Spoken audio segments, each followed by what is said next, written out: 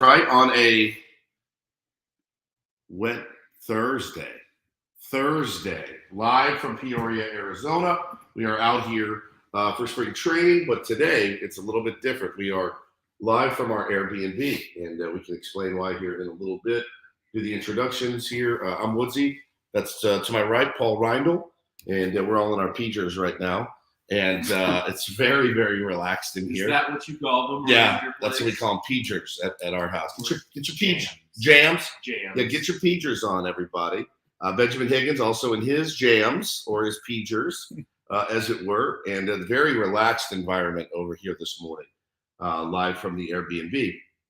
I don't know about you guys, but I got a nice slice of home this morning when I woke up to a text from my wife with what I like to call the urine report. And it's a report that I get every morning while I'm at home. And it really made me long for home. We have a dog that's, she's a touch incontinent. And by a touch, I mean a lot. And we have a cat that urinates frequently all over the house. Now, it's really cool. And so every morning when I get up, I get the urine report. And I wrote that to her this morning. And she goes, "We should get it sponsored. We should get it sponsored. Opportunity for an endorsement there." She said, if you like urine, then you're in luck. That's got a great tagline too. She laid me out with it this morning. So I really was, I felt homesick because usually I'm waking up and I'm getting ready for the show. Okay, so Camilla peed on the rug and Tiger peed. And I'm like, and this is what I wake up to every day. So my wife, the urine queen, has spoken. She will be in this afternoon with Bo. Excited to see them and do a little spring training with them tomorrow for their first time as well. I feel like we need to explain why we're sitting here. We should. Obviously, it's because there is 6 feet of snow to the door, and we can't get out. Oh no, wait, that's apparently. It's cold here, but the weather is actually okay. Today is picture day over at the Padres spring training facility in Peoria. It's about 5 minutes away. It's not just picture day. It's not just picture day, though. Mega production. Yeah, it doesn't really do it justice because picture day everyone did in school, and you go in and it takes 1 minute and you smile for the camera, and then you go back to your day. This is definitely more involved, and while there will be some baseball activities going on, there also have taken over all of the spaces where we could have broadcast from with cameras and video crews and the people from Sony are going to be out. MLB the show, and they're going to be doing all of the stuff that they do for that game. So we were kicking it around in here yesterday, and I said, Paulie said, "Man, I don't know. Like I don't know if we should broadcast from the Airbnb." So we called our buddy over at the Padres. He goes, "Man, it's not really a player thing." He goes, "It's a space thing. There is literally no space. Every space is accounted for." So after yesterday morning, I was in no hurry to run right back out to the outdoor facility. Any players today. So we are broadcasting live from the Airbnb. And let's be honest, today would have been a great day to call in sick, if I'm being 100% honest with our audience. But we are here. What would that mean? Would you just be in like the room right there where you were sleeping, calling in sick while Paul and I were out here doing the show? No, I meant for all of us. We all should have called in sick. Yeah, we should have said so none of you can make it 8 feet to set up the equipment and do the show. Yeah, we're too sick. You're right there. We're too sick. We're way too sick to do it. But you can watch us on YouTube. I know many of you are right now, and that's fun. And you can see us in our PJs and our jams. And, we'll have some fun today. Actually, it's going to be great because Bob Scanlon's coming by for like the last hour. We've lured him to our Airbnb. And when that big, tall, handsome dude walks in, he's going to look around and go, "What in the world is going on?" We got bananas for him. Got whatever he needs. So a little leftover Airbnb stew. We got Airbnb stew. I didn't eat my entire portion. What did you have for dinner last night? I went to, you missed it. It was actually decent. It was called the Sicilian Butcher. And it was a meatball restaurant for the most part. They served. Can't you just eat like a normal?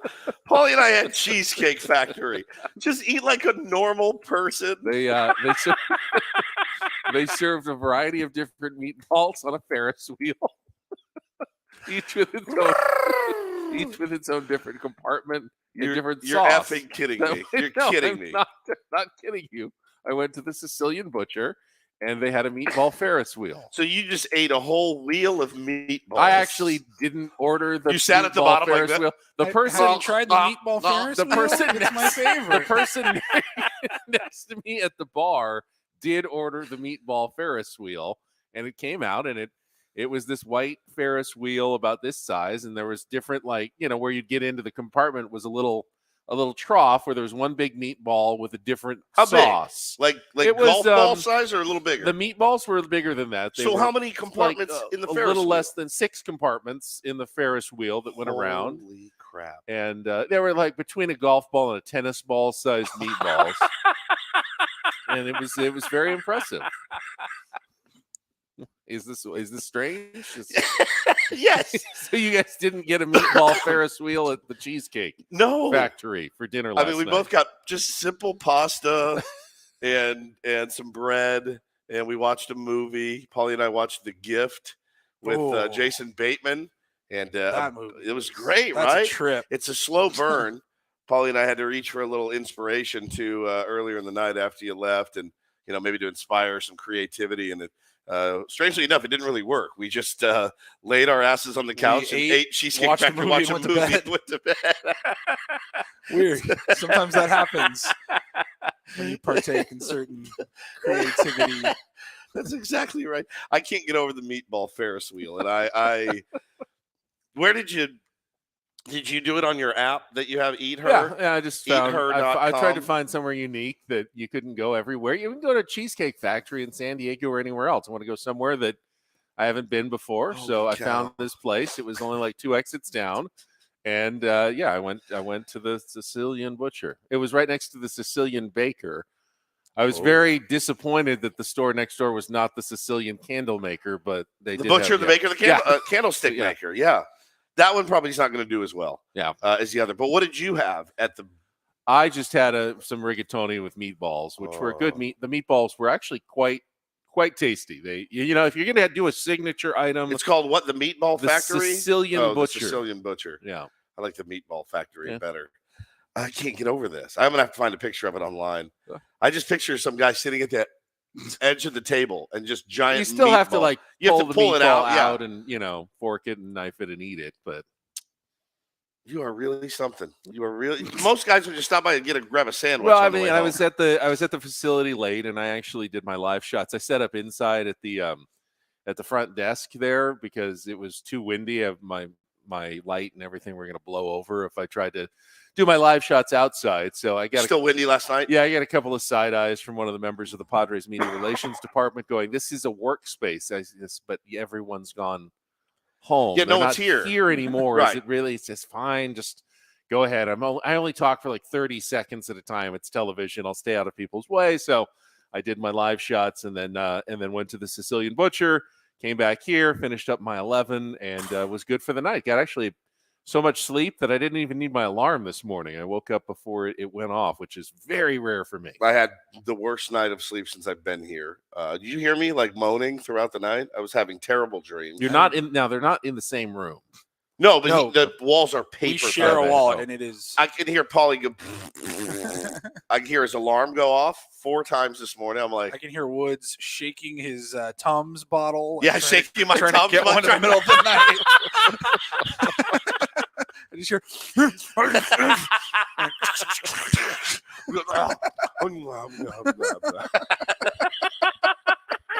You're like some sort of movie character with that Tums bottle, like it's a totem you carry around. It really is. It's kind of like my own wheel of meatballs, except mine is just a wheel of Tums. Saul in Ocean's 11 popping his antacids throughout the movie. That's Woods. Holy cow, man, that is funny as hell. Oh my god, yeah, you can't think our paper. I can hear it literally. I hear Yep. I got the temperature right though. I figured it out. Yeah, it's perfect. Yeah, I so did our room shares a thermostat. Yeah, and it's one of those real smart ones. Like that, it's the smart thermostat. They're pretty cool. I don't have them at home. I kind of want a Nest. Yeah, kind of like a Nest, Yeah. and I don't have one at home, but I kind of want one. And they're pretty dope. You can do cool and heat. So it cools it for a while, then it heats it for a while, then it cools it for a while, then it heats it for a while. We had it just on cool for the first 2 days, and we're like, So then we put the heat on for the nap when we were taking a nap yesterday. It was like 85 degrees, but I got it dialed. But I had a terrible night's sleep, just a horrible, horrible night's sleep. But I'm glad to be here this morning. Wanted to shout out the Tier 1s again for just your dedication. You listen for a long time. You tell your friends. It's incredible. I mean, it's incredible. We get the call from the boss yesterday, and just wanted to thank you guys again for you guys are absolute monsters. You're a monster audience, and I mean that in the best possible way. Then why do we gift them by making them look at our faces on YouTube now? I don't know, because we've got it up on our own screen. I'm like watching myself on television. It's Inception-y right now as we're doing our show on a big screen right in front of us. It's really weird. It is we weird. can like move the mirror behind Ben, and it'd be like Inception. Yeah, it looks really good though. It does. I don't know why we're doing this, but we're doing it. They like it.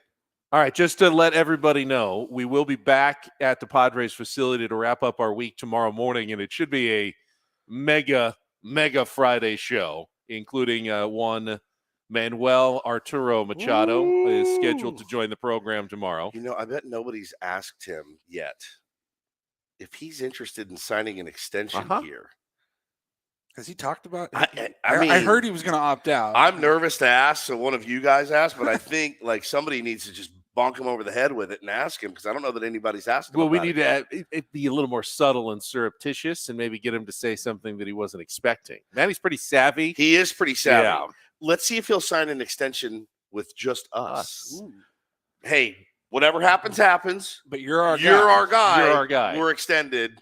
We'll give you 15 years. We'll drop a contract tonight. 15 years. Yeah. Well, homies. Done. The homie contract. Yeah. I think you should make your friends sign homie I think contract. that's actually amazing, and we should absolutely do this. I think we absolutely will. Do we include opt-outs? No opt-outs. No opt-outs in the homie you're contract. If you're, really a true homie, there won't be any opt-outs. No trade clause. No trade clause. We'll never trade you. You're our guy. So if he won't sign an extension with the Padres, maybe he'll sign an extension with Ben and Woods. You'll have to tune in tomorrow to find out. All right, we will have I can't call this a normal show. We're sitting on a couch in an Airbnb. We will have a more normal schedule of features and things that we do, like Don't Do This, and it's Thursday, so we'll play a little Real or Fake. Rindle Report, and I think we're going to catch up on some of our Tier 1 tours that we have been missing while we were out at the Peoria Sports Complex. I'd love look to at some of the Padres opponents. I'd love to take some calls today, too. I mean, this is a perfect day to hear from you guys out there as well. If you guys like the topic wheel, you're probably going to get some topic wheel. I mean, it's just like Why don't we just give out the address and people can ring the doorbell and just sit right next to me here and join us? You think I wouldn't? You think I wouldn't do it? So thank you guys. You guys are awesome. All right. Daily Diddy theme when we come back. Woods picked it yesterday. Bands that have played Petco Park, although it felt like kind of an ad hoc after the fact. It was very quick. It was a very quick sort of theme. But Paulie will get the choice today, and then we'll roll on. We had some great interviews we can react to from yesterday, including Peter Seidler, who joined us, if you missed it, in the last hour of our program. Great stuff from the owner of the Padres, so we'll get into that. As well as we broadcast live on a Thursday, we are in Arizona. I think we're still in the city of Peoria. I'm not sure. Actually, we could be in Glendale or another city as well. But we're in Arizona. Glad to have you with us on San Diego's #1 sports station. Let's get our first check of traffic back there in what I've heard is incredibly gloomy and dismal and windy and cold and rainy and snowy San Diego. Be careful on the roadways out there. Let's see what's going on with Kelly Danek here on 97.3 The Fan.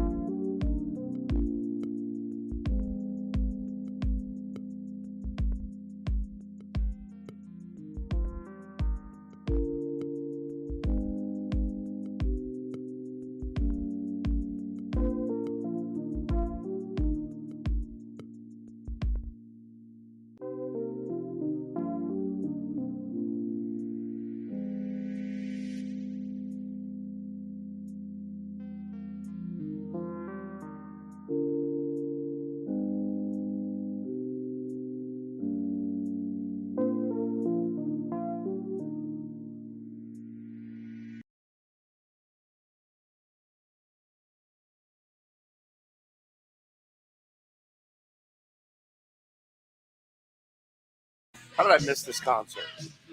Just an idiot. It was like a Sunday night. I was like, I can't go see Motley Crue, Poison, and Def Leppard because I have to go to work tomorrow. And, talk about. I think I looked and tickets were relatively affordable. Yeah, they were. And I just didn't go. Def Leppard just shredding at Petco Park. That's a good pick. It's a really, really good pick. Did they play the actual park or did they play Gallagher? I think they played the full park. Yeah. Yeah, that's legit. Well, welcome back, Ben and Woods, 97.3 The Fan. We are here at our Airbnb in our Pagers, our jammies, and very cozy in here. It's beautiful. Should be a beautiful morning. Hey, listen, if you live in Peoria and you do want to come hang out, just shoot me a DM at the Stephen Woods. I'll give you the address. You can come hang out with us. Guy brought us Peyton brought us breakfast yesterday. Who knows what somebody could bring us today? That's a good point. They could come slit our throats too. I have no idea. That's the fun part of the game. Live on YouTube. Will we live? Will we die? On Ben and Woods. That might get flagged and the video might get taken down if that were to happen. That's true. Oh yeah, if they come slit our throats on camera. But yeah, if you're here and you want to, if you want to come by, hang out, grab a cup of coffee, hang out with Ben and Woods, you can. Shoot me shoot me a DM and I'll give you the address. And I don't care. Send a picture and nudes. Send some make sure nudes. you're legitimate. Yeah, make sure you're legitimate. And we need your information as well. So we protect ourselves. Hard to believe, but tomorrow there will be actual Padres baseball, both here in Peoria and on 97.3 The Fan. Unreal. I know Tony Gwynn Jr. arrived last night. He Late, and Jesse will call the game, the annual charity game, the opener against the Seattle Mariners at the Peoria Sports Complex tomorrow. I think it's a 12:05 first pitch in San Diego, 1:05 first pitch here in Peoria. Tomorrow is the day. Now, Bob Melvin did say yesterday, no Fernando Tatis Jr. in the lineup. Tomorrow, they're going to stay cautious and move slowly with Tatis as he makes his comeback from multiple surgeries. And the pitchers were Nick Martinez on the bump to start. Yep. Going to go a couple. Yep. Jake Groom. Correct. Going to get some work. And then there was a third Ryan one. Weathers. Ryan Weathers. He of Ryan Weathers fame will take the bump tomorrow. Apparently he's got a new windup. Apparently he does. It's this is where you experiment with things in spring training. Bob Scanlon, who will be joining us later, actually was talking about it too. And somebody was asking him, like, what does that do? And I don't know. I mean, it's whatever makes you feel more comfortable. For Ryan Weathers, it's the loss of velo over the last couple of years is pretty staggering. He really had some good ched at one time, and then to have him come out throwing 91, 92 was kind of tough, especially at such a young age. So hopefully he can get that back. And again, if he could get that back, you're talking about another lefty that's young, controllable with, good heat from the left side. Not too shabby. Yeah, the ERA was pretty stratospheric in AAA last year. It was like year. A meatball Ferris wheel. Yeah, is what it was like. I got to get this thing. By the way, I'm going to be obsessing about it for the rest of the day. Bob was also tweeting about Cole Hamels in camp yesterday. We did get confirmation that the plan you won't see Cole Hamels in any spring training games at all. Bob Melvin said he's more of a guy that could be mid-season depth if he comes back around and shows that he can be somewhat of the pitcher he was in Major League Baseball before. Then when you need a guy later in the season to call up, perhaps he'll be ready in May or June or sometime later in the year. So then that would lead me to believe that when spring training ends, he's either going to stay at extended spring or he's going to go to Lake Elsinore, which I doubt. Probably AAA. Or he's going to El Paso, Fort Wayne, one of those, and take a minor league assignment, get on the buses, ride the buses, eat Little Caesars. He doesn't have to, but you know what I'm saying. That's the plan for him.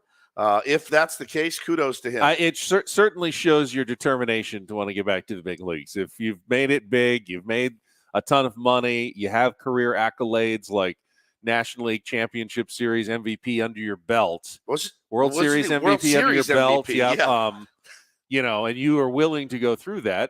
I think it says a lot about someone that they've got some grit and that this is something they want really badly to get back to the big leagues and pitch a little bit more. I kind of like having someone like that in my organization if I'm the Padres. Yeah, I mean, that's not going to hurt you at all. And him being able to hang out with, and some of the young kids, and bring them along too, would be pretty cool. So if that's the case, if that's exactly what happens, I tip my hat to Cole Hamels. That's pretty cool. But back to Tatis quickly. Bob Melvin wanted to make it very clear, though, that the caution is not a red flag or a bad sign. What is a red flag? A red flag.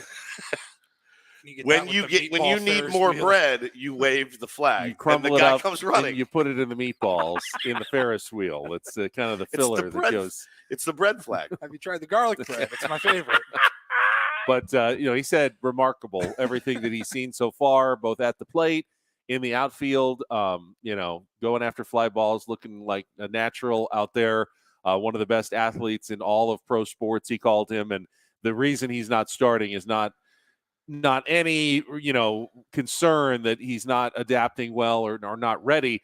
Simply said, hey, there's a lot of little things that we haven't had a chance to do yet. Diving back to first after you've reached first base, sliding feet first. They're going to want to make sure that he's not doing that instinctual let's dive head first and slam the wrist that was surgically reconstructed into a giant pizza box size bag at second base. And once they kind of get a few days of, all right, let's do this a little bit slowly, they'll definitely have him on the field in Cactus League games. Well, don't forget, too, there's a 20-game lag between him and the rest of the players. So it's, that's the price you pay, but you're basically operating at a deficit right now with Fernando Tatis. You've got 20 extra days to get him ready. You really do. And so you can bring him along a little bit more. He does not have to be ready for opening day because he will not be allowed to play opening day. So you've got a little bit more time with him, and I'm sure it's driving him crazy because he wants to be in the lineup tomorrow. He wants to be. But Bob Melvin did take a little bit of the uncertainty away and said, at least in the beginning, he's just going to be in the outfield. They're not going to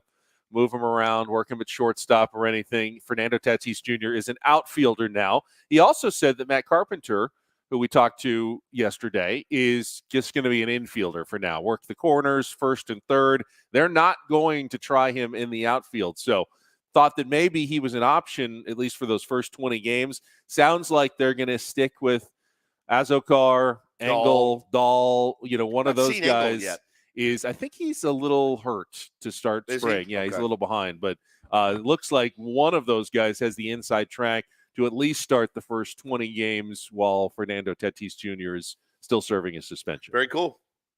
All right, so yesterday, late in the show, and we know a lot of you who listen early probably didn't get to hear it, we sat down with Peter Seidler, the owner of the Padres. We're going to bring that back to you for the early audience when we come back next, and then we'll have more, including Real or Fake, and Don't Do This from the Airbnb here in Arizona with Ben and Woods after this on San Diego's #1 sports station, 97.3 The Fan.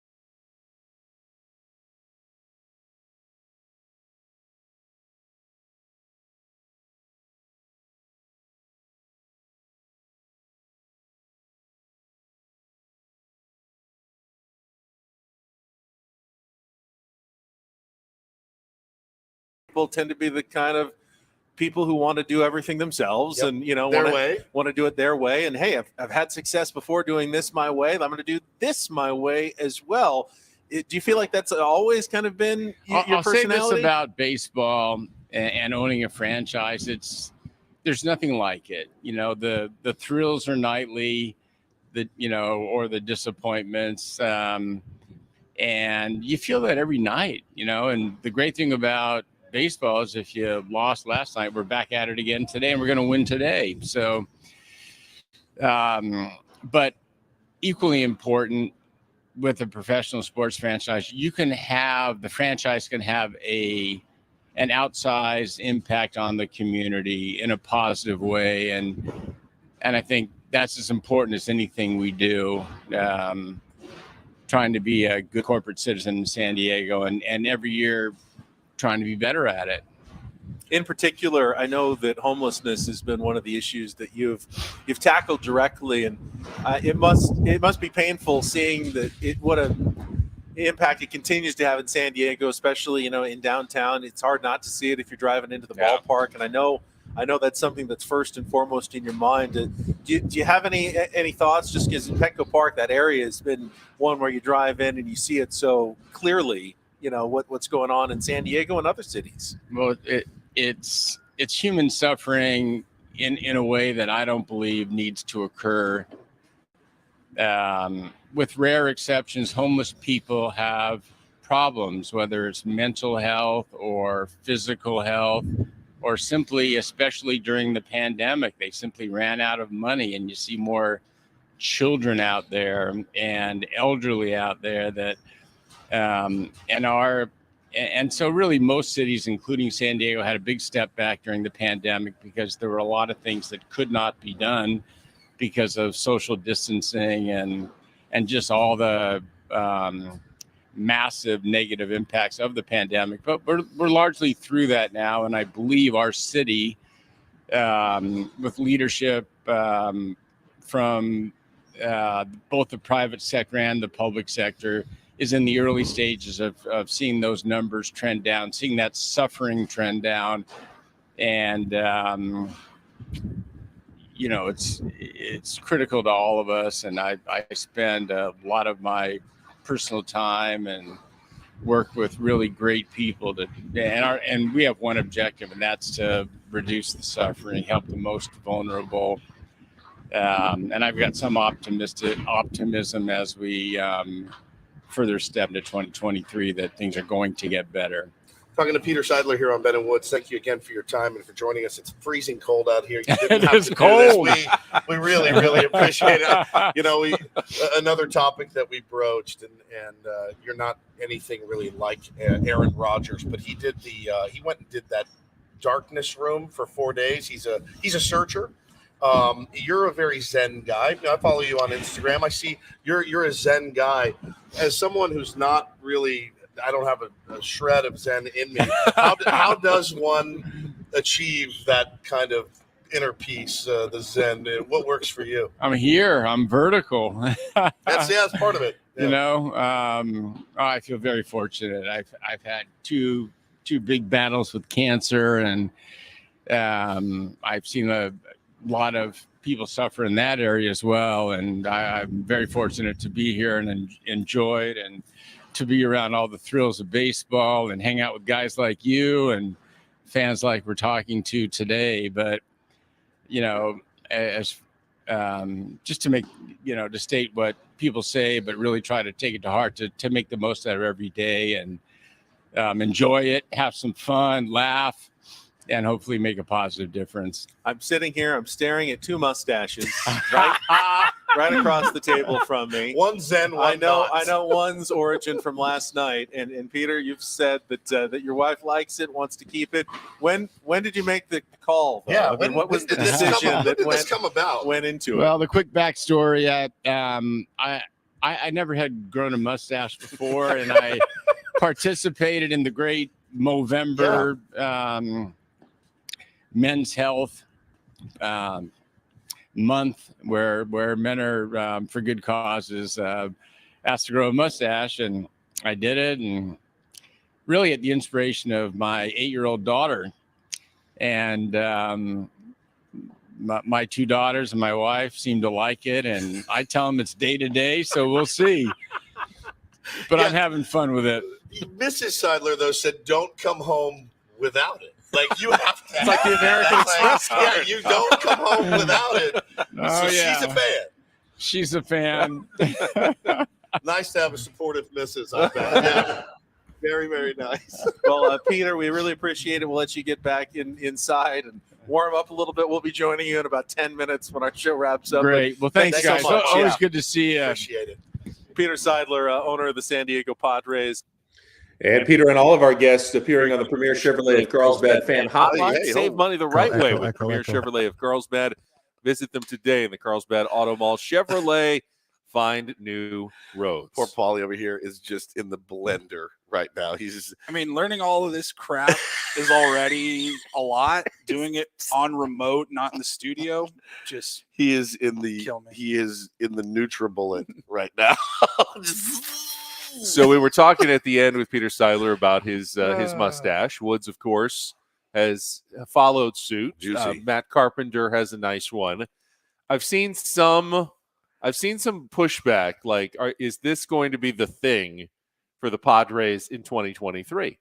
You know, last year was the Polaroid camera. The year before was the swag chain.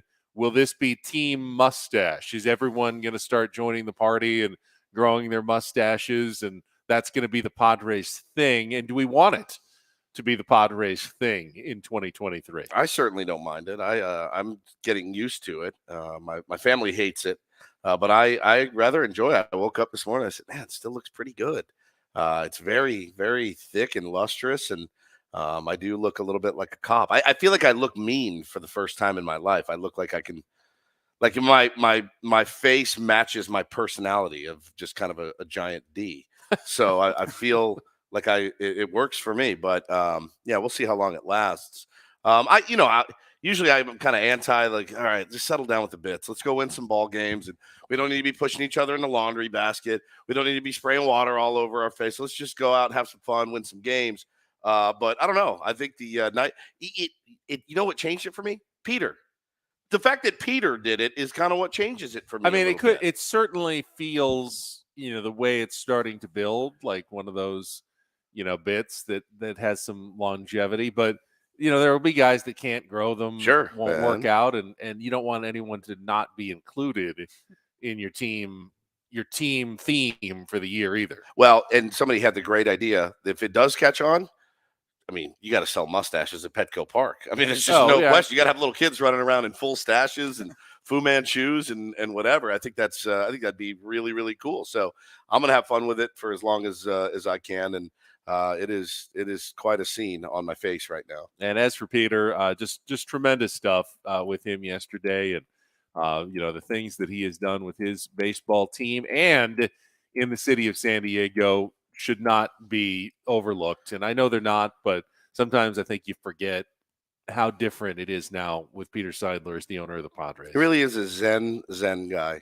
He's very, very zen, and something I aspire to be. Don't know that I would really be myself if I just walked in one day and was suddenly all at peace and zen. I don't know how good I'd be on the radio anymore, but I'd certainly probably feel a lot better. All right, that's 1 hour from the Airbnb in the books. We'll come back. We've got Real or Fake, and qualify a listener to get away to Las Vegas. Plus, we got to catch up on our Tier 1 tours a little bit, taking a look at the next Padres opponent. I think we've gone through 3 or 4. The Milwaukee Brewers are next up on our countdown of other teams to preview. So we'll get to that coming up next. Ben Woods on 97.3 The Fan.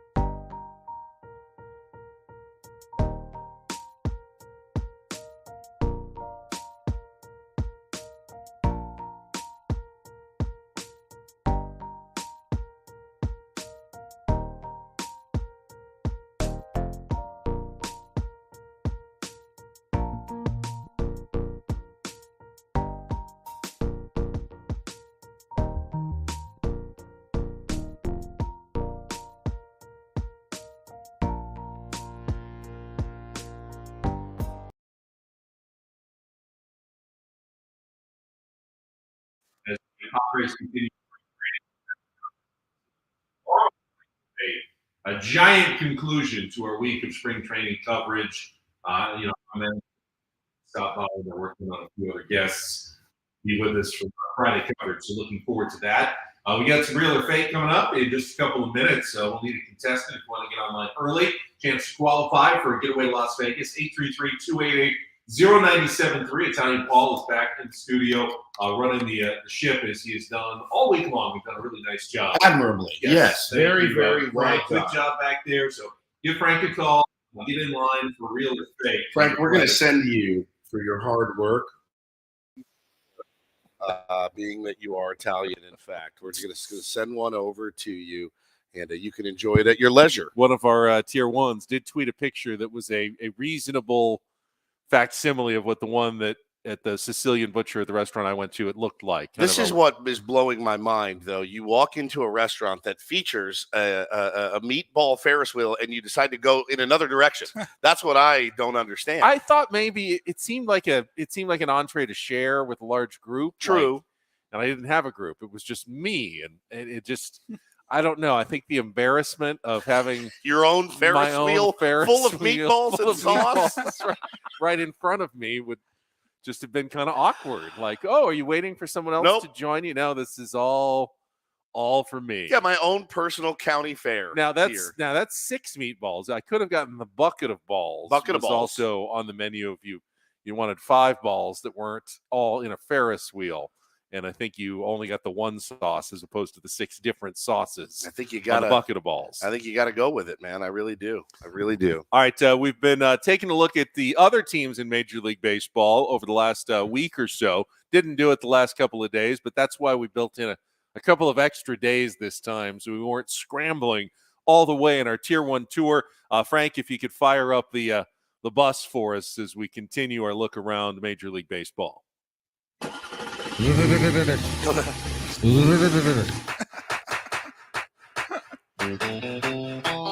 right, next up, and we're going in order of how the Padres will face the opponents this year, since for the first time in MLB history, every team will face every other team at least once this year. And I think we're still in the month of April. Next up for the Padres, an early series against the Milwaukee Brewers, who, of course, came up a little bit short of the postseason last year after probably the ill-advised move of trading away Josh Hader to the Padres at the deadline and not being able to hold off the St. Louis Cardinals at the end of the National League Central. Yeah, they're, this has been the Brewers' MO for the last couple of years. They're going to be very, very reliant on their starting rotation and their bullpen. They are a pitching-heavy team. They have, I would say, 2 of the best. They may have the best top of the rotation in baseball with Brandon Woodruff and Corbin Burns. You can flip those, Corbin Burns, Brandon Woodruff, but they're both really, really good. And then they're fairly deep. I mean, our old pal Eric Lauer has had a decent career in Milwaukee and has seemed to unlock something there, a little more velo and control there in Milwaukee as well. You got Freddie Peralta. You got some guys there in the rotation where you don't feel like you have you don't feel like there's going to be any rollover days. They do have a pretty good bullpen as well. What they're lacking, Ben, is they're lacking some sticks. And I was reading the FanGraph projection, and it said, look, we all, fans of baseball, and especially fans of the Milwaukee Brewers, need to reconcile the fact that Christian Yelich now is just a guy. He's just a guy. He's no longer he's going to be an MVP favorite. He's not going to be a superstar anymore. He's just a guy. And that's okay. They're a pretty solidly built team all around. You're hoping for a bounce back from the former Mariner, Jesse Winker. Yep. Change of scenery. You're hoping Luis Arias, the former Padre, can step up again this year. I think it's interesting, though, because I was looking at ESPN's early rankings of both the lineup and the starting rotation. And for the Milwaukee Brewers, they have their starting rotation ranked 2nd in all of baseball. Pretty good, man. Very good. Their lineup is more middle of the road. They're ranked 13th, but that's still not. Guess what? Bad. That combination of 2 and 13, the Padres are ranked 1 in lineup and 14 in starting rotation. So essentially, it looks about even. Essentially, you're looking at these teams and you're going, well, do you consider the Padres and the Milwaukee Brewers to be somewhat equivalent teams, because I don't. Nor do I. I think the Padres have clearly separated themselves into a tier with the Mets and the Braves and the Dodgers and the Phillies, and the Brewers are, while not bad, are a step below that tier of the better teams and the best teams in the National League. But the great equalizer in the game of baseball is a starting rotation like the one that they've built, a bullpen like the one that they have. They did just sign Luke Voit to a minor league deal. Now they've got some beef on that squad. I mean, they're a beefy squad. Rowdy Tellez. Rowdy, they get Rowdy. Yeah. Rowdy and Voit over there at first base. It's like a combined like 600 pounds of muscle over there. They've got our old pal Victor Caratini's there. Well, there's a lot of former Padres on that squad as well. Yeah, wow. He's their backup to. They did trade away Esteury Ruiz, though, who they had in they did, team deal in the offseason. So they didn't keep all their former Padres. Yeah, it's again, you're talking about a team that, if they're in it and they're playing well at the deadline, you have to go out and you have to get an impact bat if you're them. You just have to, because I think that's going to be the one thing that really kills them. I mean, you're talking about you're going to be losing games 2-1, things like that, which is just it's so frustrating that they didn't go out, if you're a Brewers fan, and address some need on the offensive side. Willie Adames is a star. I love him at short. He is a really, really good player. But you need more. You need some pop. Let's just say, even if you are one of the top teams like the Padres or the Mets, if you're drawing, Burns, Woodruff, and Peralta, and those are the three starters you're going to face in a series, you're not expecting to sweep that series against the Milwaukee Brewers. Now, if you miss Burns and or Woodruff in the series, well, it's not quite as formidable of a team. So kind of how it lines up and when you face the Milwaukee Brewers, injuries, they lose either of those guys, that could be a big factor for them this season. I mean, the projections that Fangraphs has put out for them are pretty, I would say they're being very generous with some of the power numbers that they're giving guys. They've got Keston Hiura hitting 21 bombs. They've got Adames hitting almost 30. Get a good ballpark for home runs there in Milwaukee. They for do. Sure. But yeah, I mean, listen, I think there's some young talent coming up for them as well. It's going to be interesting to see. And, here's the other thing. If they're not in it, they've already infuriated their number one superstar in Corbin Burns, the arbitration. Yeah, we talked about that last week. Over $750,000. He's like, okay, well, now I know where I stand. He's going to go out there and ball out. But man, come trade deadline, you may have burned that bridge. You may have burned that bridge. If they're out of it, but he's pitching well, expect him to be on the move. So, there's some interesting pieces there. But they really need to play well to keep that team intact after the first half of the season, because if not, they're going to be selling off pieces. I will say, though, if there's one team that can break into the same six that made the playoffs the last year in 2022 in the National League, which was, of course, Dodgers, Padres, Mets, Phillies, Braves.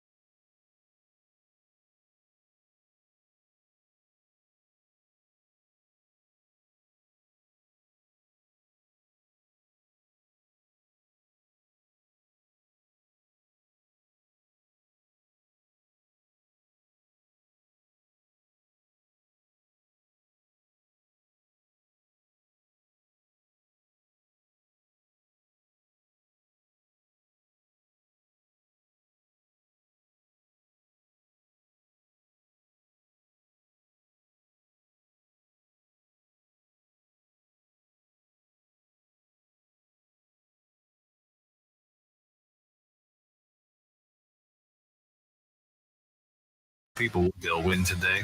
Before I tell you what you could win today, I'll tell you that Real or Fake is brought to you by Home Turf. Save time and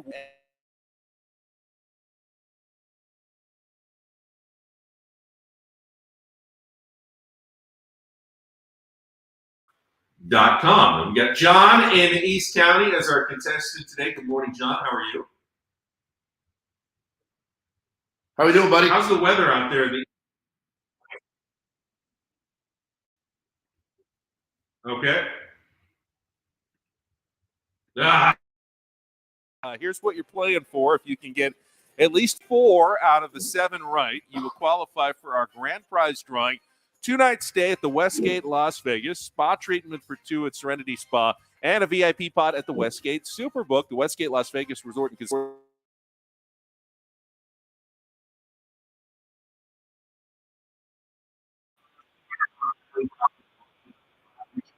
4,700. All right, John, here's what we've got for you today.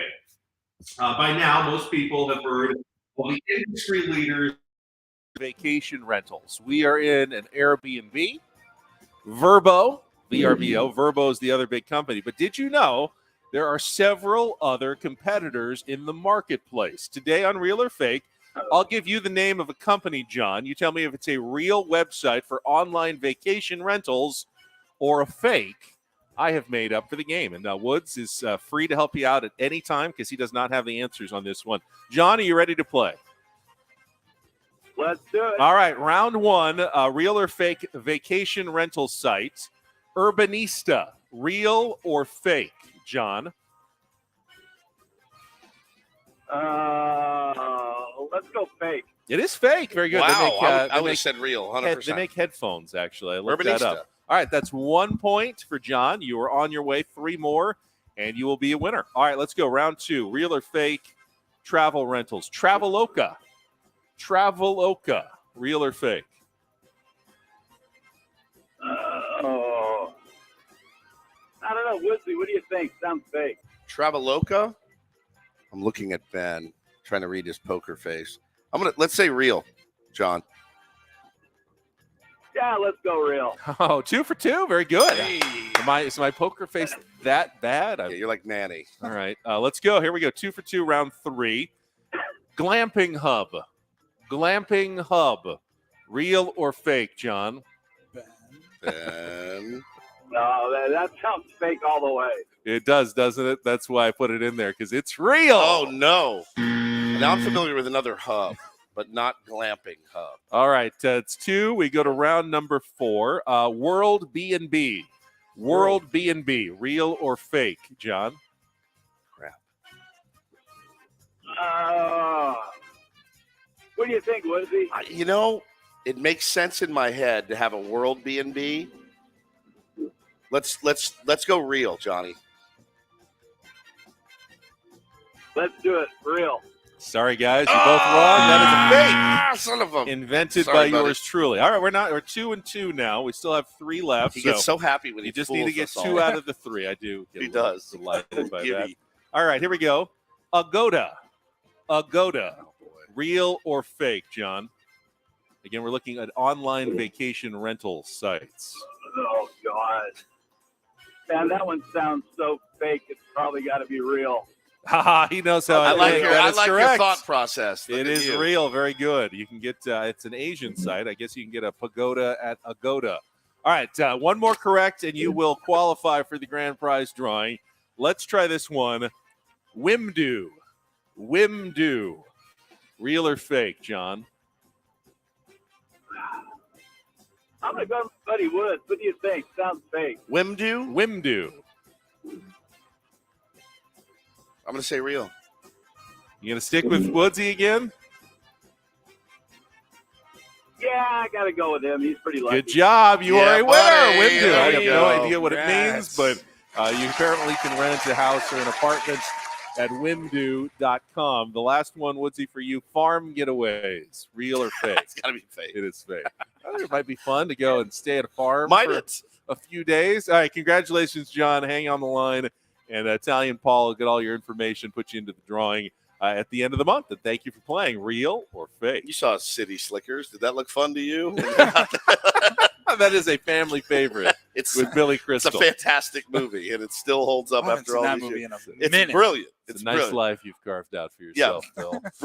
Bruno Kirby. I mean, it's great, but that did not look like fun to me. All right, I think we have done no Don't Do This week, so we'll get back to it with a couple of stories, including a controversial umpire's call that I think you can debate either way on Man, this one. we might be able to do 20 full minutes on this I one. know. This one's It's a pretty good one. Pretty good. All right, so that's coming up next with Ben and Woods. More after a check of traffic here on 97.3 The Fan.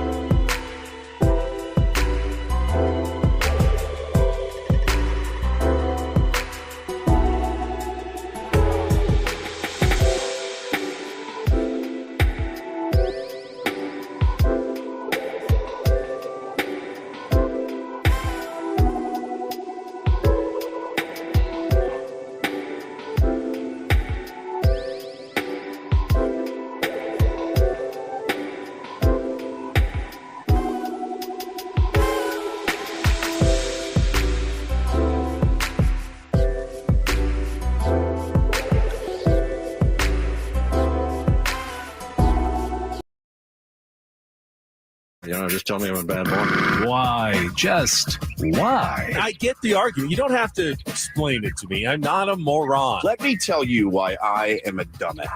It's time for Don't Do This. Don't do this. On 97.3 The Fan.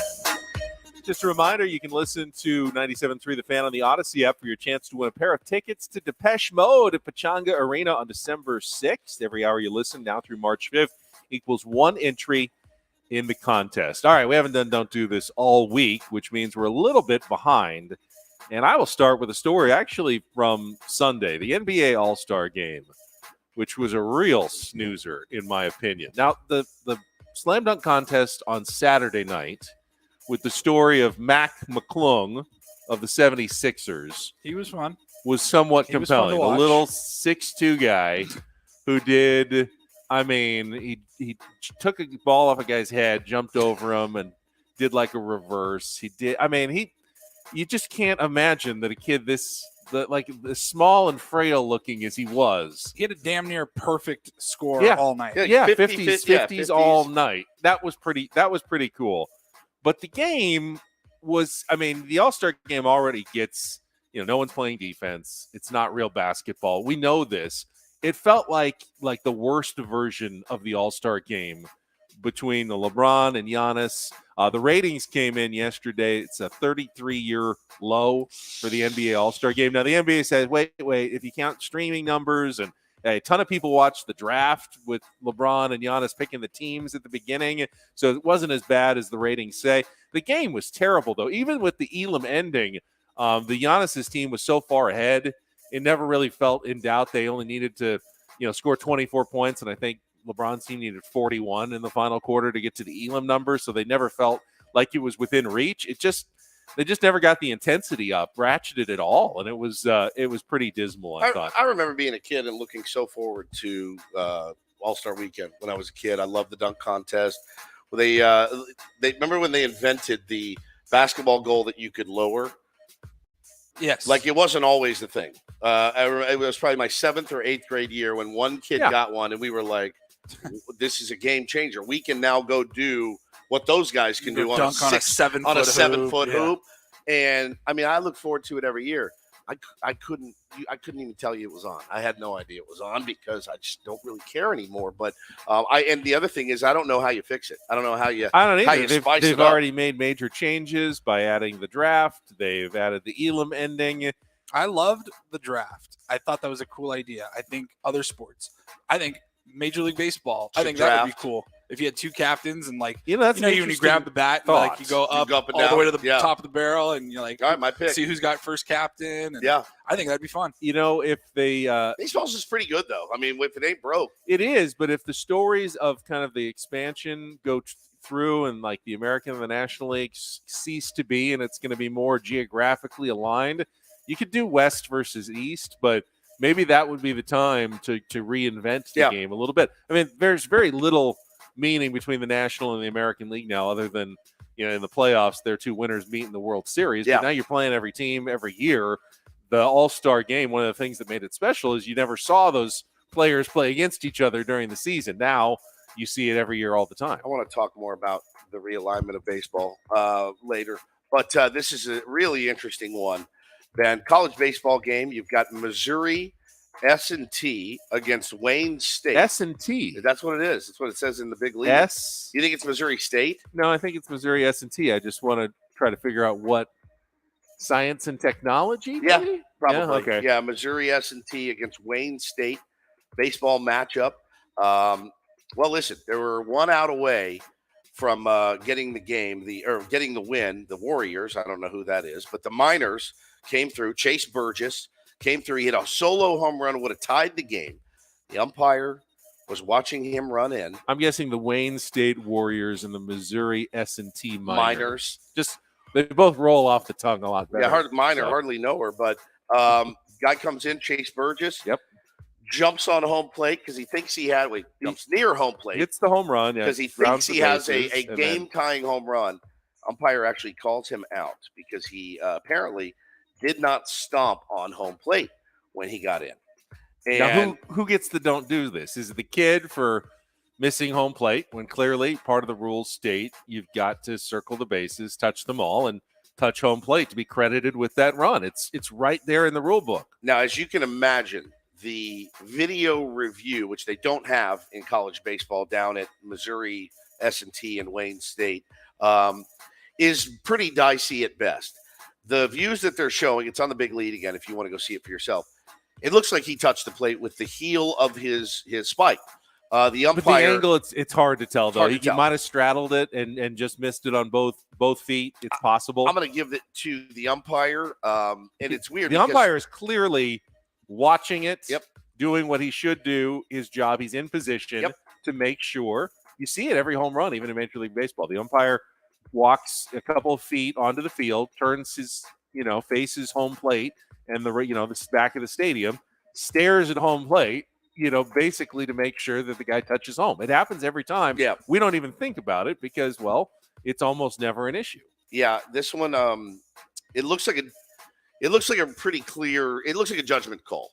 He got really, really close. It's not like he jumped over it and did a somersault and missed it entirely. Matt Holliday was much further from home plate than this kid was. So mine goes to the umpire, and it's not because I don't like umpires, which I don't, but it's basically because, man, this is one of those moments, bud, where you could have said, hey, man, nice poke.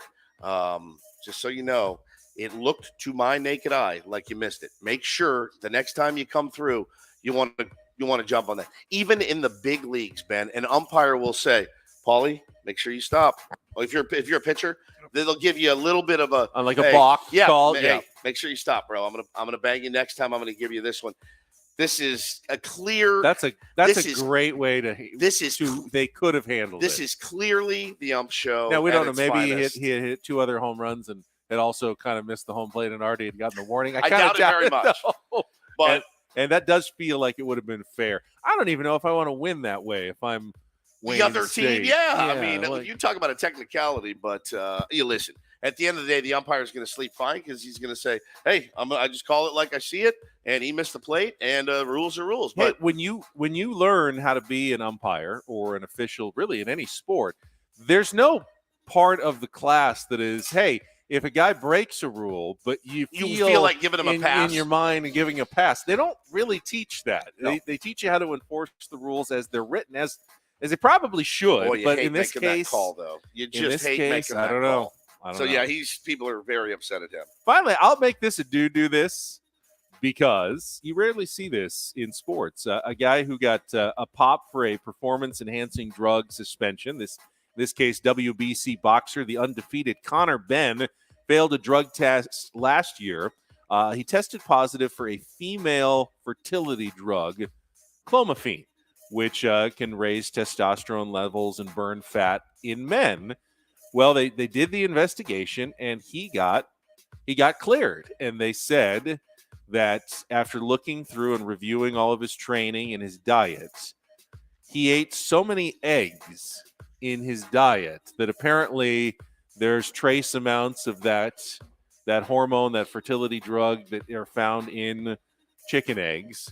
And he consumed so many eggs while training, as high protein boxers somewhat do. What are we talking about? How many are we talking about? They ruled that it was a reasonable explanation for the adverse finding of the positive test, and they rescinded his suspension. Eggs, You're right. We're talking. Eggs, it doesn't really say. Eggs. He's going to work with the WBC Nutrition Committee to avoid the risk of a future adverse finding caused by nutritional factors, which means they're going to tell him, hey dude, don't eat so many eggs, or maybe switch to egg beaters or something else that doesn't have egg whites. Maybe. Yeah. Have you ever had a raw egg? In Rocky, how he does the glass of raw eggs, you see people still do it. Have you guys ever done that? No. I mean, I've had, sometimes they put a little raw egg yolk on top of the steak tartare. Yeah, on the top of the steak tartare. I've had that before, but never crack an egg and just down it. Could you? Could I? I don't know that I could. Do people? I don't think I could. Do people now when they do this? A lot of that's a weird texture. Weightlifters and bodybuilders. Do they put anything in it for flavor or anything? No, they just crack them in the glass. We all saw Rocky. He does 4 or 6 eggs, and he just doesn't even stir it. I don't a little think. lemon juice, something just to. it just feels like Just down the hatch. You'd want to just add something to it. Or why not cook it and, make an omelet? It only takes about 3 minutes to just scramble those eggs. Yeah. It doesn't take that long. Does it really change the health benefits if you eat them raw? If you cook it a little bit, it's raw. I don't know. I don't either. All right, that's not a bit I want to do. Though. And that's a don't and do this for Thursday. That was Don't Do This with Ben and Woods on 97.3 The Fan. So I saw it yesterday that San Diego may be in line to get a major sports franchise in the very near future. And there are people who are actually upset about this news. They're not happy about it. We can talk about that coming up. I think you said we got a tier 1 stopping by at some point as well, just waiting for the door to ring behind us at our Airbnb. And Bob Scanlon is going to be stopping by as well. It's like Mr. Rogers' neighborhood here. Come on in. Ben and Woods on San Diego's #1 sports station, 97.3 The Fan.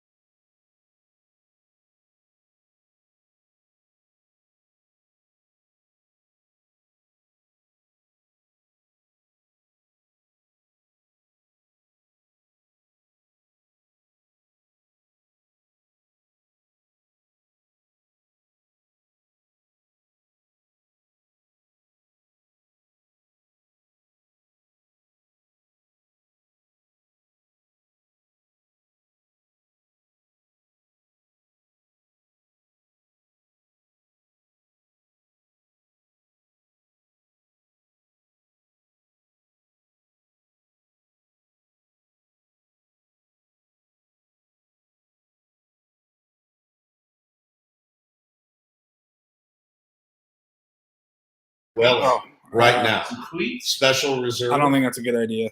It's a great idea. What time is it? 8:45. Thank you so much, Oscar. And I told you guys, great. Bringing us whiskey and stuff. It's not the worst idea. We wouldn't be having any of this fun if it wasn't for our sponsors at Mattress Makers who have made the trip possible. Woods and I both have our custom pillows that we had made last week before we went. I got mine stuffed with 5 pounds of the latex stuffing. They make them right in front of your eyes, actually. If you go, it's really cool. You can pick your own fillings. They've got different ones, whether you want the feathers, like the down, or the latex, or the rubber, or the husks. Yeah, that's weird if you like the really firm pillows. So you can do whatever you want. Stuff it as much or as little as you want, however softness or firmness.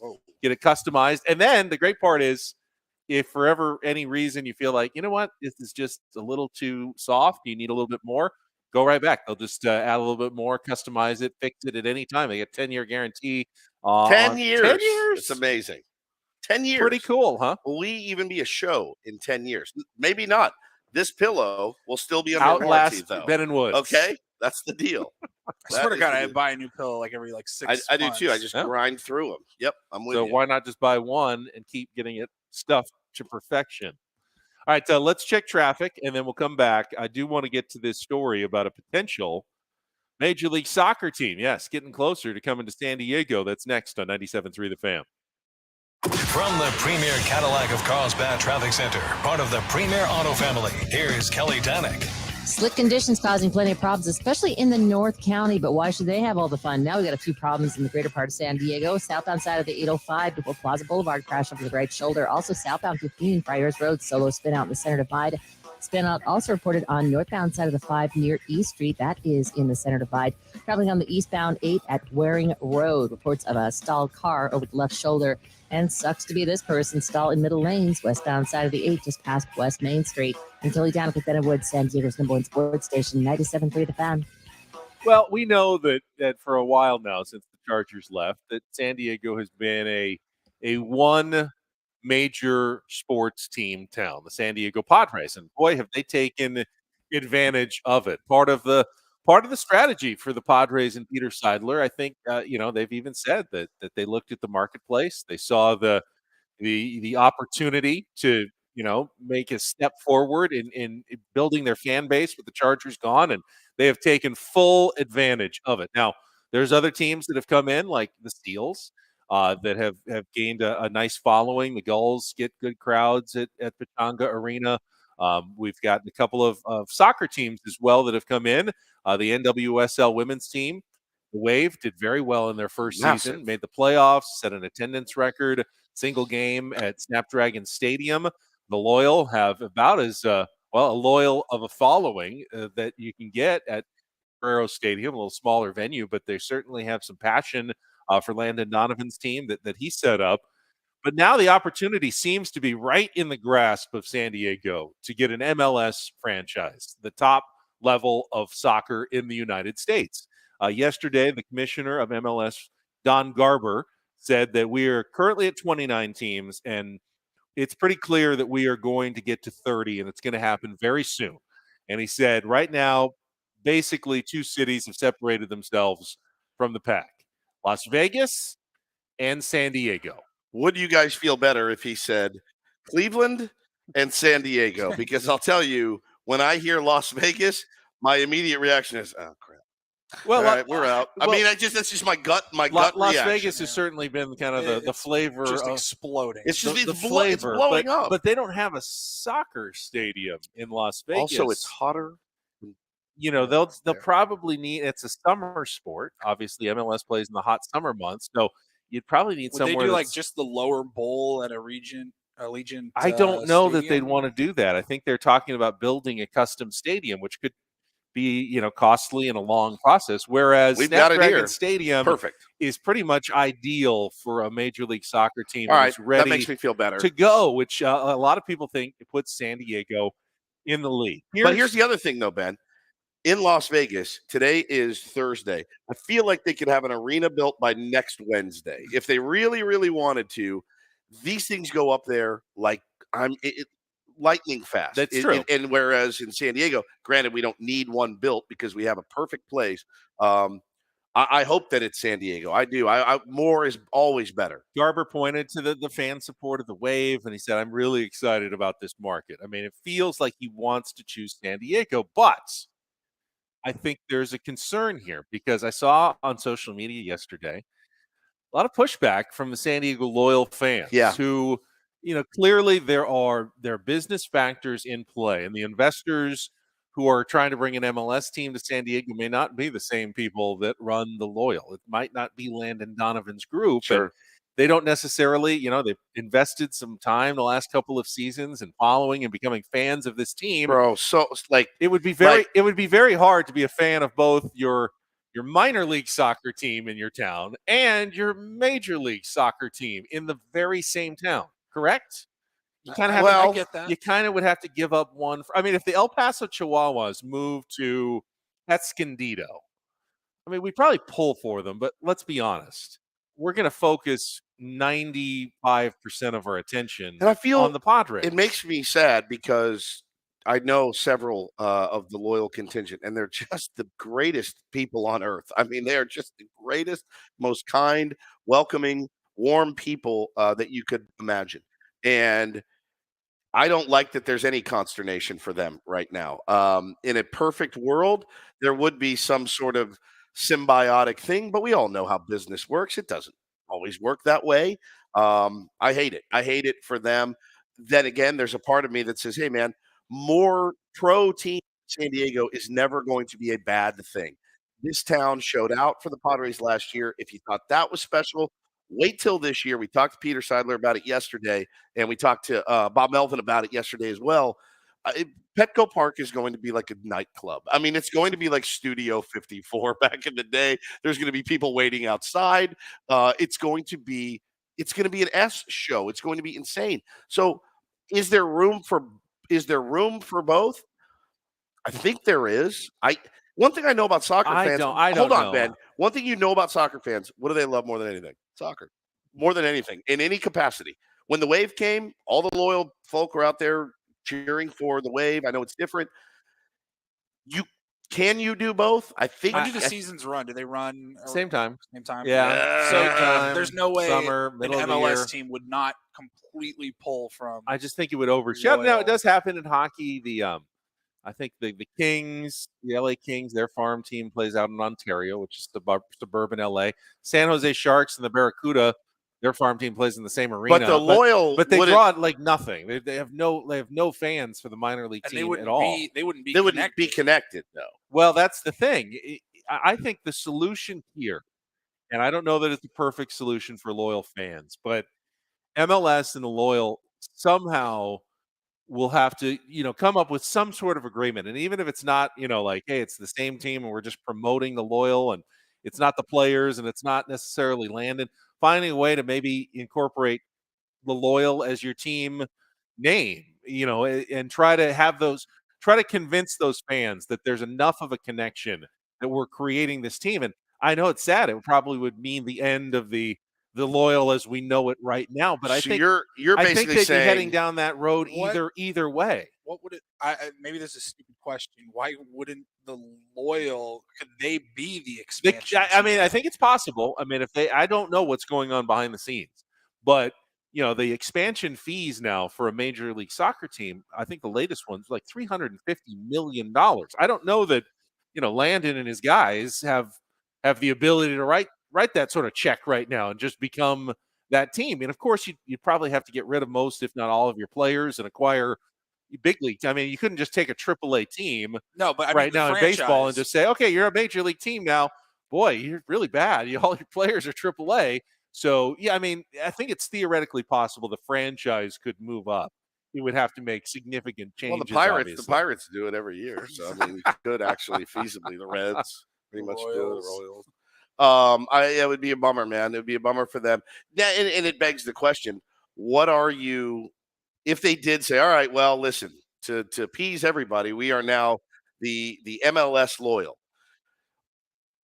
Are you a loyalist to the brand, the Right. name, or are you a loyalist to the team and the people? And people. that's kind of where the and this is a very probably personal question for fans. We'll our have to pal, make their own decision. the one of the most informed Yeah. fans of the Loyal, our buddy Steve tweets in. He says MLS coming to town does not mean imminent doom for SD Loyal. Investors coming in could work with Loyal to essentially bring the Loyal franchise to MLS. That's what I'm hoping for. I'm worried that it won't be, that it'll be an outside investment team that comes and brings in an MLS team and their own team, and then what happens to the Loyal? And they get the shaft, and it's sad. But at the same time, if that was the case, and if that was the only way San Diego could get a Major League Soccer team, that you got a billionaire owner who comes in, but he has nothing to do with the Loyal, I feel like you might have to just say, do we want to be a major league town or not? And, after so many years of losing teams and not being a major league town, I want San Diego to be a major league team. We might have to eat it here and say, I'm sorry, Loyal, but we need the MLS in San Diego. Growing up in Seattle, they had Sounders soccer my entire life. Yep. They had different levels of clubs, and it was almost like an independent league team, and a few people would go, and you kind of heard about them. And then in high school, the MLS expanded to Seattle. They were the Sounders. Yeah. And then everybody knew them. And then now you see Sounders games, and they're and they I hope that works. I hope it works. I hope they can somehow partner with the Loyal and make it work. I don't want to see all this pushback and lead MLS to go, you know what, we don't want to get in the middle of a divided fan base. We'll just go to Las Vegas and not worry about it. And then where are we in San Diego? So I think this is a critical, and you kind of at a time where you kind of go either way as a San Diego sports fan. And I love what the Loyal have done. I think it's been absolutely fantastic, and I would hate to see them just get cut off at the knees by an MLS team. But I also don't want to say, we don't want you, MLS, because you couldn't find a way to work with the Loyal at the same time. Mayor Hoffman says multiple MLS teams were once minor league soccer teams. The minor league team essentially gets converted into MLS. It's possible. Yeah, it's possible. That's kind of the best. It's not guaranteed, though. Yeah, that's kind of the best case scenario. Yeah, I agree, and that's what we're kind of looking for. It takes people working together, and that's not always easy these days. So that'd be good. I mean, that happens. So. You want to kind of keep that brand. I mean, those guys have invested so much time. I mean, I've been out to Loyal games. I know they wanted me to come out and sit with their local section, and maybe I will do that at some point this season. It's kind of intimidating out there with all the noise they're making all the way through the game and everything. I don't know that I have the energy for an entire game in the fan section at a soccer game. No, the passion is certainly it's unbridled out there for sure, and they've done a good job, man, of building that thing from ground zero. So I would hate for anything to happen that would throw them off of what they've been really, really dedicated to. But yeah, we'll see how it plays out. What's the timeline? He said soon. Soon. So it's a bit nebulous, but I mean, my guess is sometime in the next few months they want to announce one way or the other where the next team is, and then by the end of the year, and then I don't know what that means when the team starts playing. I mean, is it next year? Is it, if it's Vegas, they need to build a stadium? Is it 2 years? It could be. It could be sometime soon, though. All guests on Ben & Woods, which in this case is Oscar over in that chair right now, here on our Premier Chevrolet of Carlsbad fan hotline. Save money the right way with Premier Chevrolet of Carlsbad. Visit them today in the Carlsbad Auto Mall. Chevrolet, find new roads. All right, we'll come back in the second half of the show. We should have more guests stopping by. I think Scan is going to be here in about half an hour or so to talk Padres baseball, maybe Sammy spring training as well. As we continue, we'll get a Rindle report in for the first time this week. I missed the Rindle report all ahead so on much. San Diego's #1 sports station in Arizona, 97.3 The Fan.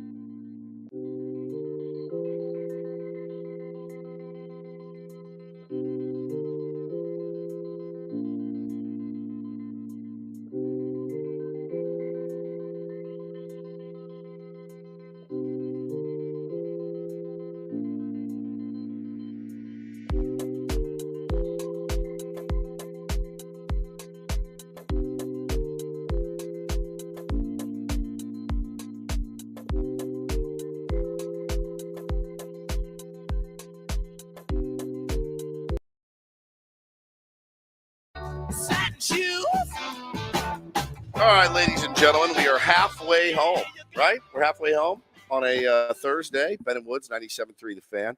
Shout out to Oscar for stopping by. Super nice guy. Brought us a bottle of whiskey. And very, very nice gentleman. I love him. Just come right into the Airbnb. You know, at some point, maybe there could be a time when we go out to do spring training where we bring listeners with us. We've got 4 bunk beds just sitting there rotting. The listener bunk room. Got a really nice message. I was telling you guys about this during the break. You know, I said, hey, there's a lot of tier ones that live out here. You know, a lot of Pottery fans live out here as well. And I got a really nice message from Justin last night that said, hey, man, we're 15 minutes south of Peoria. Appreciate all your efforts working with the film and audio. Outdoors sucks. I know from experience. If you need anything while you're here, please reach out. I'm a San Diego native, picky about Mexican food. I recommend, Ben, here we go. Oh, Taco Licioso. It's a taco trailer parked near a gas station, so you know it's good. Yeah, I love those. And then he said, we also have a legit spare bedroom if you ever have an emergency. So the 3 of us could go to, if we wanted to, we could go to Justin's house and we could stay there tonight and do like Charlie and the Chocolate Factory. Even though we have in the bed, we have multiple bedrooms here. Yeah, I'm just saying we could go and just all stay in his spare bedroom together. If there was an emergency, like let's say, I don't know, like Grandpa George and Grandma Georgina and Grandpa Joe and Grandma Josephina, and we could get in the one bed. And you guys, I'll go down at the bottom, and you guys stay at the top. And we can sleep there tonight. Butt to nuts. Thank you for the offer, but we'll pass. Well, I mean, you never know. What if there's a propane tank that explodes in here today, and we need a place to stay tonight? I probably would still stay here with the exploded propane tank, honestly. Justin, I'm sorry Ben hates you and can't stand you, but I appreciate your offer. Paulie does as well. I'm feeling so old, though. I mean, when I first met Oscar, he was 9 years away from even being able to legally drink. He was 12 when I first met him, and now he's bringing us bottles of whiskey that he sells, as part of his job out here in Arizona. So, yeah, I feel old. But I'll tell you, when people ask me, I've been in TV 20 years now, what's your favorite story you've ever covered? My stock answer is usually that Parkview Little League World Championship. Sure. The one team that won it all, San Diego. It was an amazing story. We had the games on, so we're out there for a full week doing shows and getting to Williamsport, Pennsylvania. Yep, and getting to know the coaches and the players and doing features every single day, and the parents, and they're all celebrating. And it really was a fantastic story. I think now the Padres-Dodgers playoff series from last year is awfully close and may take the lead just based on how incredible it was and everything we got to do, and then covering it on TV at the same time and the atmosphere in the city of San Diego. But for years I've said that Little League championship, one of maybe my favorite thing to cover. But now in all the years, full Michael Jordan. F them kids. It's all about they're the not Padres kids anymore. They're not kids anymore, as we clearly saw here a couple of minutes ago. No, it was very nice of him to stop by and do that, and love to meet our listeners any chance we can get. Let's open the phone lines here. Scan's going to be by after Bob Melvin's doing his scrum. I think up that way. That way is where the scrum is taking place right now at the Peoria Sports Complex, and he's going to stop by and we'll talk a little Padres baseball with Scan here from spring training. But if you want to join us, good chance to talk to Ben and Woods, 833-288-0973. Frank will answer the phones back in the studio, 833-288-0973, and whatever you want to talk about. I assume it's going to be Padres heavy, but I just saw a few minutes ago. We don't have to get into it right now, but I would like to dive into what Aaron Rodgers did. We talked about him getting ready for his dark trip or whatever. It's Darkness Retreat. And I just opened up a story from Adam Schefter that he posted a few minutes ago. He's out. Said it was a partially underground hobbit-like structure with 300 square feet of space, devoid of light, with a queen bed, a bathroom, and a mat to meditate on the floor. That was it. And that's it. That's it. Like underground, just dark, nothing. Like I actually looked up this website. We found the place that he went to. It's in Oregon, and it's called Sky Cave Retreat. And they showed pictures of like the room where Aaron Rodgers would have been staying. It's they said it's 300 square feet, which is About a little less than like 30% less than a normal hotel room. So it's like a small hotel room size. I mean, like this living room. Yeah, just about 300 square feet. There's a bathtub in the corner, like a bathroom area. There's a bed, and there's like a mat rug where if you want to do some like just said all that. meditation, but it's small, and they have endorsements from people who've stayed there. It's like 300 square feet. I think it's like 300 square like feet. a hotel room. I heard that there was a bathtub and a bed and a mat to meditate. I'm trying to call up. I had the website earlier in my website. Does anybody know how big the room was? It says here it's about 300 square feet, which it's about the size of like a regular hotel room. It never gets old. I've missed that. I missed it too. I mean, this is what people say about this place. I finally found it. The closest thing I can come up with relating the darkness retreat to is being in the process of labor and giving birth to new life. I'm sure the women in our audience will love that. That's a woman. It is, of course, it is not the same, but there are many similarities. The challenge of meeting each intense moment is there. The overwhelming waves are there. The unfolding history is there. What feels like grace is there. What feels like primordial mother space holding us all is there. It's incredibly profound and hard to relay the experience in words. Wow. The darkness, this is Robbie. He says the darkness retreat itself was a grueling experience where you're bound to find your edge daily. There is a lot of fear wrapped up when you can't see your environment. I was attracted to the experience to try for a reset, to reduce my addiction to technology. The dark retreat experience, coupled with fresh air, giant cedar trees, waterfalls, fresh soil, and beautiful community there, felt very healing. There's a lot of people who have had life-changing experiences in the dark. Very interesting. Yeah, I mean, being alone with your thoughts in the dark is probably a pretty dangerous place to be sometimes. So I can see why I see if you really committed to it and actually made it the entire time, which is such a long Here's a guy who time. spent 8 days in the dark. Forrest is his name. The dark room provides a space where, due to the lack of any external stimulation, I could realize that the whole of my experience occurs within. A grand reminder that this is all there is, really ever is anyway, and that transformation is accessible in one's own heart. I'm not opposed to it. I am very opposed. I'm not opposed to it. I can tell you right now, extremely opposed to I it. could not make it 4 days. I could make it 1. Well, I don't want to be trapped with nothing but my own thoughts for days. I enjoy the distraction of light and being able to see things during the day. I don't know. Hear I mean, things and thinking about other things. there's something again, a day. I could do a 24-hour in a heartbeat. I'd sleep 19 of it, so I mean, big deal. I've been sleeping like a teenager here because I don't have any kids to take care of. I mean, I'm sleeping 4 hours. Let's call it 2 days. 2 days, 48 hours.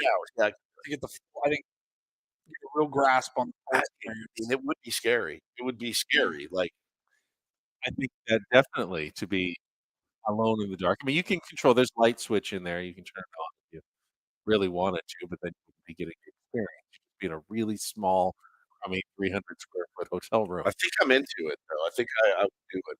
Ayahuasca or that? Which one? I think I'd go with the ayahuasca. You are kidding me, Yeah. really? I really don't want to do the darkness I don't know retreat. enough about ayahuasca to I don't really care. I commit. don't want to do the darkness. I know that doesn't sound at all healing or meditative to me. Is it because of you're afraid of the dark? Well, I mean, I think part of it is that there is. I mean, a little bit. Okay, yeah, it's fine. Why not? No judging here. Yeah, we never judge. Show ever. I always feel like I'm gonna run into I something. feel like I'll stub my toe. I hate stubbing my I've toe. done it 100 times. I hate stubbing my toe. I mean, has he made a decision yet? Oh, we have not heard about it here. No. He just came out. Like this morning? Tawny Phil? 4 days. Aaron Rodgers He left sees the his dark shadow. room and the facility on Wednesday. So Okay. 6 more seasons with the Green he'll- Bay Packers. I'm sure he'll go on the Pat Pat McAfee McAfee show. Yeah, just wearing Make tank his tops. Okay. All right. Well, I mean, good luck to him. Hopefully it helped. Hopefully it worked. And you get the idea of what you want to do moving forward if you're Aaron Rodgers. I mean, he's already he's a different egg, Different cat. so I can see that working for him I- sure. I can see it working for anybody if they really commit to it and buy in. But he's already in on a lot of that kind of stuff. Yes. Do you believe that technology is lessening our experience or bettering our? Both. But it when I get that update on my phone that tells me my screen time, it's staggering. I mean, it truly is staggering. I'm full on addicted to. I'm a very addicted personality, so the phone is just an appendage. I mean, I love my time playing golf and Sure. being outside, and oftentimes I won't check the phone once during an entire 4.5 hour round. And you're outside, you're fresh air, you're getting exercise. I do enjoy the time away. I just don't think I need to do it in a dark room to get that. I can do that outside. I can do that in San Diego out like in complete dark. I'm going to pitch a 4-day golf trip to my wife to get Yes. recentered. Now and see how that that I we can can get do. behind 100%. But look at where we are right now. If you're watching on YouTube, you can't see it all, but we got laptops, we got cameras, we got a big screen TV, we've got a clock blinking 12. I mean, is that a VCR? That's a VCR, and buddy. slash not DVD seeing- we have a player. closet full I knew we of had DVDs. There's I didn't, VHS in there. I didn't realize we actually had VHS, Oh, yeah. VCR capabilities as well. There's Yet no one knows how to set the clock, so it's not blinking 12, 12, 12. That's very 1987 right there. No, I'm full on technology addict. I think everybody in this room is. I mean, I'm married to my phone. Right? I It's mean, everyone in the 21st century really is. For the most and that part. being said, I'd love to put my phone down more. It's like with what we do for a living, man. You're always afraid you're going to miss something. You're always afraid you're going to be, on the back end of it. If I didn't do this job, I don't know how involved I would be on social I mean, media, but if you consider yourself not a technology addict, though, I mean, what are you? What life are you living at this moment?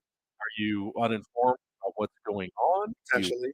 You just get the newspaper every day and read that, and that's how you stay up to date. Is that feasible even in the year 2023 that you can, not really just have a landline phone?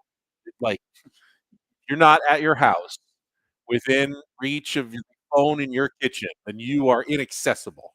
Can you have a job nowadays if that was the case? You'd have a contractor of some sort. You'd have How to would own your own assuming you have business. clients of Yeah, any sort in any business? You have phone. You have hours. That How would your life change if you got rid of your smartphone, like your iPhone, and you had a cell phone? You'd be Like the lugging old, your laptop around. like the old, like a Motorola Razor or something like that. You still enjoy the technological advances in the world, but you're just not glued to your phone. I don't know. I guess. I mean, I get that some people spend way too much time on social media and on the internet and just scanning things, and you do have to stop and smell the roses and break away from it from time to time. But I feel like it's made my life easier because if I didn't have that stuff, I remember when I was younger, I would worry about what was going on, like that I didn't know. Yeah, Like of course. hey, my parents, I'll pick you up at school at 3:30, and it's they're not 3:40. there, and it's like, okay, I mean, are they just running a little bit late, or did someone forget, or I mean, there's no way you couldn't text, you couldn't communicate that knowledge. I mean, I feel like nowadays it's so much better because of all that. Yeah, I wrestle with it as a parent.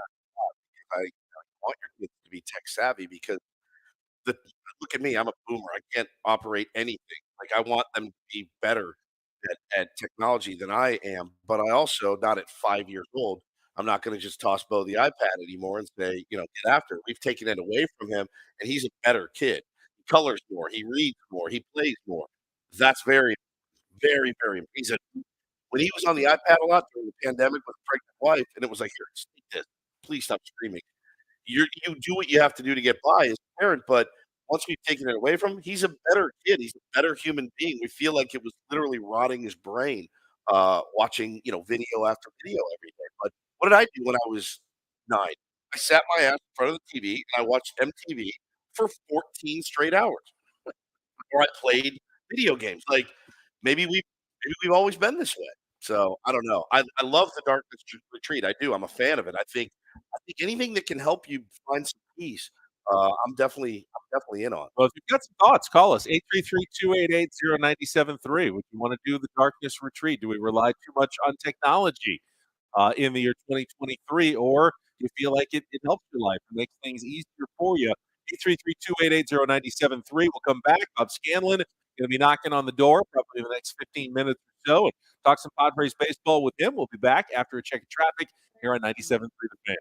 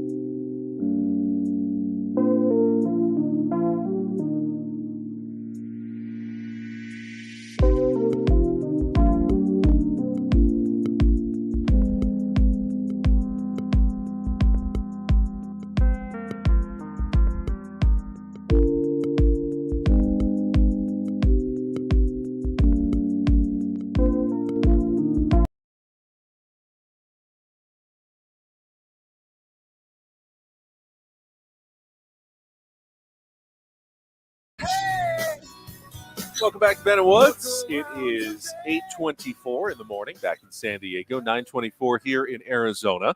Broadcasting live from our Airbnb today, back at the Padres Spring Training Complex tomorrow. All of our coverage brought to you by Mattress Makers, natural handcrafted mattresses. A lot of us care a lot about shopping locally and supporting local businesses, especially things like restaurants. Why not with mattresses as well? Mattress Makers has their own factory. They're locally owned. They know what they're doing. They've been in business for a really long time. You can trust them. They want to take care of your customers. They're not just factories selling, mass-produced mattresses out there. It's something that really is perfect for you. And check them out there in La Mesa. I saw this story, and by the way, stick around for a couple of minutes. We're going to be giving away some tickets to Guns N' Roses at Snapdragon Stadium at the end of this segment. So when is that going down? 5 minutes, not until October, but you can win tickets in 5 minutes. I can? Yes, well, you can, but listeners can. And I bet there's a lot of tier ones who would happily invite you with their second ticket I will to go accept. see Guns N' Roses. I will gladly accept. That'll be your choice out there, though. No obligation to invite Woods if you do win them. Actually, yeah. I mean, you're slightly obligated, I would say. We've been pretty focused, obviously, running around at the Padres Spring facility. I feel like I've missed some stories the last couple of days, almost as if I'm not attached to technology at every moment. Yeah, because we're running around here in Peoria, and I didn't see this story from Monday, but Craig Calcaterra, our friend, brought it up in his newsletter. Did you see that the Mets apparently cleared out their facility of fans and media so they could work on a secret play, like secret play, something like a secret drill that they did not want people witnessing or taking pictures of. So there was a lot of speculation as to what is Buck Showalter and the Mets? What are they up to? And the first thing most people thought of was, all right, with the new rules and the 2 disengagement rules, how are we going to combat that with pickoffs, with pitch outs, throws over? Are we going to try something? Is there something that hasn't been thought of, unique in baseball? Baseball's been around for 150 plus years. Are there things that haven't been invented yet in this sport that maybe a team like the New York Mets is trying to come up with this season? I think the answer is a resounding yes. There are things that we've never seen in this game of ours that we love so much.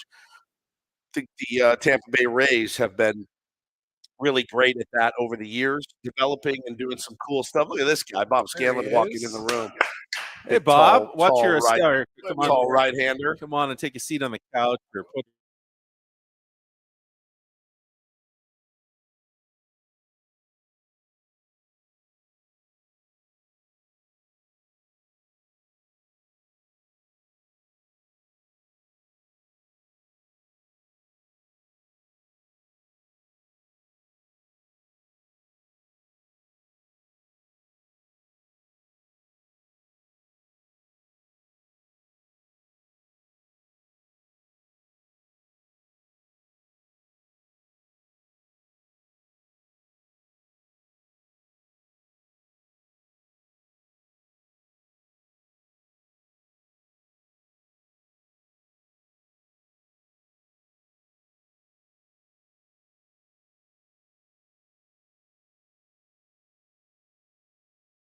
For join us. I mean, it's like an NFL team. Secret drills taking place at spring training that no media, no fans watching. We've come up with a trick running the Philly special now in baseball. Yeah, it's crazy. Hey, by the way, thanks for having me on. Thank you. It's our pleasure.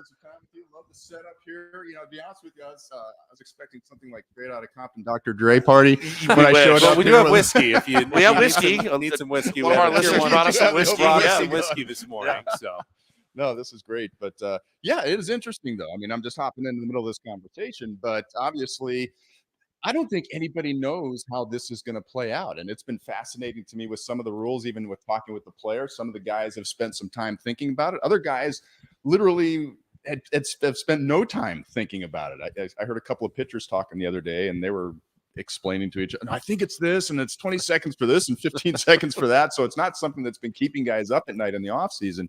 But as far as the strategy part goes, I don't think anybody knows. And it's going to be interesting to see who's at the forefront of trying to do something unique to take advantage of the situation, right? Because that's baseball. That's looking for that edge, man. Yeah. Looking for that edge, No that doubt. one tiny percent that could flip a game on its ear. And it's going to go back and forth, right? Yeah. So at first, it might be one team has some unique thing that they're doing in a first and third situation, and there have been 2 step-offs, and we're going to start both runners and see how the defense reacts. And then it's going to go the other way, possibly, right? Where the defense, okay, we've figured out how to stop that, and here's also our strategy. So I think it's going to be a back and forth, a little bit of a chess match, and some things are going to work, some things are going to fail disastrously, probably. No doubt. But it's going to be fun to watch. We may see more triple plays this year than we've seen in the last 20 years combined. Right. First and third, nobody out, and all of a sudden we got 2 outs and nobody on base. What happened? Yeah, seriously. I mean, and there are those forward thinkers in the game. You know, Kevin Cash is one we bring up all the time, and you know, there's a couple of those games last year. You look, he's got 4 outfielders out there. You know, I mean, it's pretty crazy what you can do. And one thing we know about baseball, they are going to look for every edge and look to exploit some things, some weaknesses that other teams have. We asked Bob Melvin yesterday. You know, the extra inning rule. The Padres have been very successful in it. How do you explain that? He's like, I really can't. He said, you know, if we do it at home, it's the crowd. He gives the crowd a lot of credit. He said, but, you know, we want to keep that rolling, obviously. They have they're like 750 winning percentage. 24-12 since the rules changed. I remember he was asked about it last year, and to your point, nothing's changed. It's not as though, in the offseason, we did a bunch of analytic work, and we kind of figured out this is what it is. But what's interesting with regards to that, I don't know if you guys have been surprised, but my first reaction was, we're going to see a bunch of bunting and moving guys over. The small game is going to come back because of that situation. And actually, I think it's been the exact opposite, where teams have figured out one run is not going to win in those situations. Correct. We're going to have to score multiple runs to try to get something done. So a great example of you don't know how it's going to play out. Yeah. Until you get out on the field and see how some of these rules actually affect. Well, in your opinion, you know, you pitched in the big leagues for a long time, Bob. If they had come to you at the beginning of spring training and said, all right, so here's the deal. This is the clock and you need to be aware of it. And would it have taken away from your focus at all? Or is that's what spring training's for? We're going to get used to this by the time opening day starts. Joe Musgrove or you, Darvish, whoever is on the slab, day one, they're not even going to be thinking about it. I think it's different for each guy. So for me personally, I know that the 15-second clock would not have been a factor at all because I was a ground ball guy. I needed to work quick. I needed to make sure my infielders were on their toes because I wasn't striking anybody out. I needed those guys to make pitching to contact plays behind me. Exactly. So that part I don't think would have affected me very much. On the other hand, the throwing over to first, that would have been a huge. I'd be a wreck about it. I'd be a wreck about it. No question. For me, I had a high leg kick. I didn't have a great move over to first base. So it was huge weapon for me to be able to step off, change my timing, throw over to first base. It's not a great move, but at least show them that I will throw over there at times. So that would have been a big problem for me in terms of figuring out, okay, how am I either going to get my move better, use my slide step better, be more efficient with my throws over to second base. And being a ground ball guy, I needed to keep the double play in order. Yeah. And I needed to keep guys keep close. Them close. First. Yes. And that's going to be another factor as well. Are we going to see less double plays because guys are able to get a larger lead off first? And so there's all kinds of subtle nuances. But for me personally, the 15-second clock, not a big deal. The throws over to first would have been. But there's some guys, as we know, the Mike Clevingers, Luis Garcia's, guys who are slow to the plate where that 15-second clock might be a big deal, right? Well, I'm a big fan of get it, pitch it, throw it. You keep that game moving. As a fan, observing, I don't like watching pitchers who stand around and stare in forever. Neither do their teammates, are by just the going, way. There's infielders that are like, yes. Exactly. But at the same time, we talked to Michael Walker yesterday, and I don't mind, hey, if you've been grabbing it and throwing it and grabbing it and throwing it, and you're in the fourth inning and things finally, all right, now you got 2 base runners, and you just need to take a second. You're 2-0 count, you want to take a breath. Yep. I don't mind that the pitcher every once in a while wants to gather their thoughts, and I feel like now they're being charged for a disengagement if they do that. But if you said, okay, well, you can take a breath whenever you want, teams would take advantage of that and say, well, now we can step off at any time we want. I'm calling my breath I need to timeout. take my breath, and the rule would be meaningless for a 15-second pitch clock. Yeah, but it's a great point that you bring up in terms of, okay, when you're in a long inning as a pitcher, each pitch gets exponentially more difficult, and you do literally want to take a breath to let your body recover and recoup. And so I'm wondering if that's going to become a factor for guys, and we actually end up having longer innings possibly. So even though we're speeding up the game in some ways, the innings are longer in others because There's less double plays because guys are getting bigger leads. There's less time to recoup. And so later in the inning, when you need to make that big pitch on the 2-2 pitch, you're a little bit more gassed than you would have been. Also, we're going to have less shifts. Yep. So there's going to be more balls getting through. So how much time are we really going to save off the games? It's going to be running quicker, but we might have longer innings because there's more that's designed to help the offense. I don't know if you guys have an over-under of how much we're going to save this year. That's a good point. I mean, we saw minor league saved a lot, but it may not be as much in the big leagues for sure. I think it'll be less. All right, let's take a quick timeout. We do want to give away. We got some Guns N' Roses to take away. Oh, sweet. Excellent. You a GNR fan, Bob? Yeah, absolutely. All right, so you can call now. Frank back in the studio, 833-288-0973. Fourth caller gets a pair of tickets to Guns N' Roses at Snapdragon Stadium on October 1st. It'll be like playoff time, and you'll be seeing Guns N' Roses at Snapdragon Stadium. Tickets go on sale tomorrow at Ticketmaster.com. That's why we're giving them away now. Oh, I love that. Because tickets go on sale tomorrow. This is a subtle reminder to everyone that doesn't win that they can buy their tickets tomorrow. I like see the how tease. that works? Oh, it's beautiful. All right, we'll come back. We got Bob Scanlon now here with us in studio at our Airbnb. He was just with you were at the Scrum with Bob Melvin. Yeah, you guys missed a lot. We'll tell you all about it when we come back. Can't wait. Get us updated when we come back with Ben and Woods on San Diego's #1 sports station, 97.3 The Fan.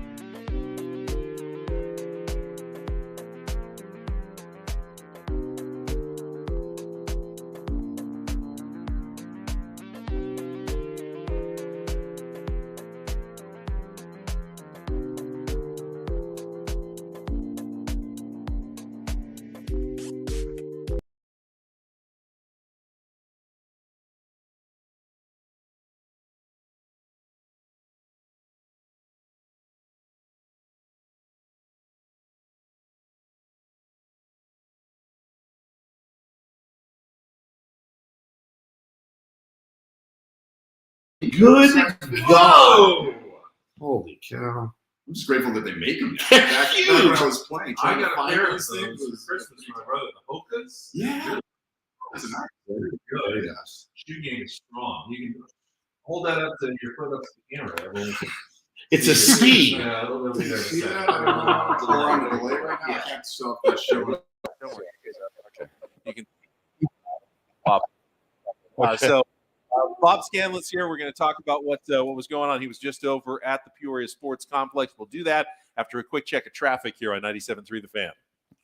From the premier Cadillac of Carlsbad Traffic Center, part of the Premier Auto family, here's Kelly Danick. Okay, guys, no getting mad if I don't mention your freeway because we've got accidents on just about all of them now. Southbound side of the 805 has been hit with a collision right before Palm Avenue. All those vehicles are over to the right shoulder. Also, collision on the 30th Street off-ramp, westbound King Freeway. Now, traveling on the northbound side of the 15, right at the West 52 connector ramp, there is a spin out. Also, reports not far from that, East 52 at the northbound 15, southbound side of the 15 past the 56, collision in the center divide.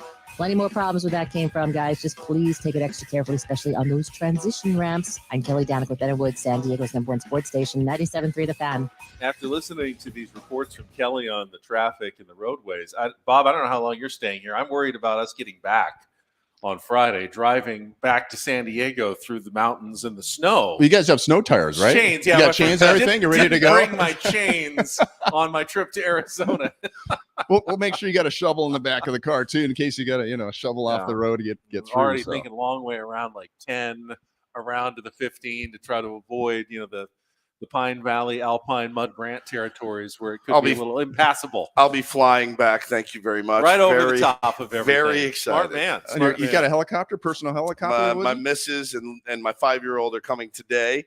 Going to take him to the complex tomorrow. Oh, nice. Backfields and then go to the game, and then we're flying out tomorrow night. Oh, that'll be fun. That'll be great. Ben will be carrying all my luggage home for me. Thank you very much. Oh, wow, your Sherpa. You got a personal Sherpa. My Sherpa. Wow. It may end up at the side of the road when I get stranded, so don't count on it. You'll rummage through what you want first. Yeah, Pick out a few key things. I may need to, what do I got in here? This bottle of whiskey will be in there. Barter and trade with people so I can get all the way home. This hour 97.3 The Fan is brought to you by 5 Hour Energy. Visit 5hourenergy.com. Replace your afternoon coffee with a 5 Hour Energy. It's perfect when you're feeling coffeeed out and your stomach will thank you.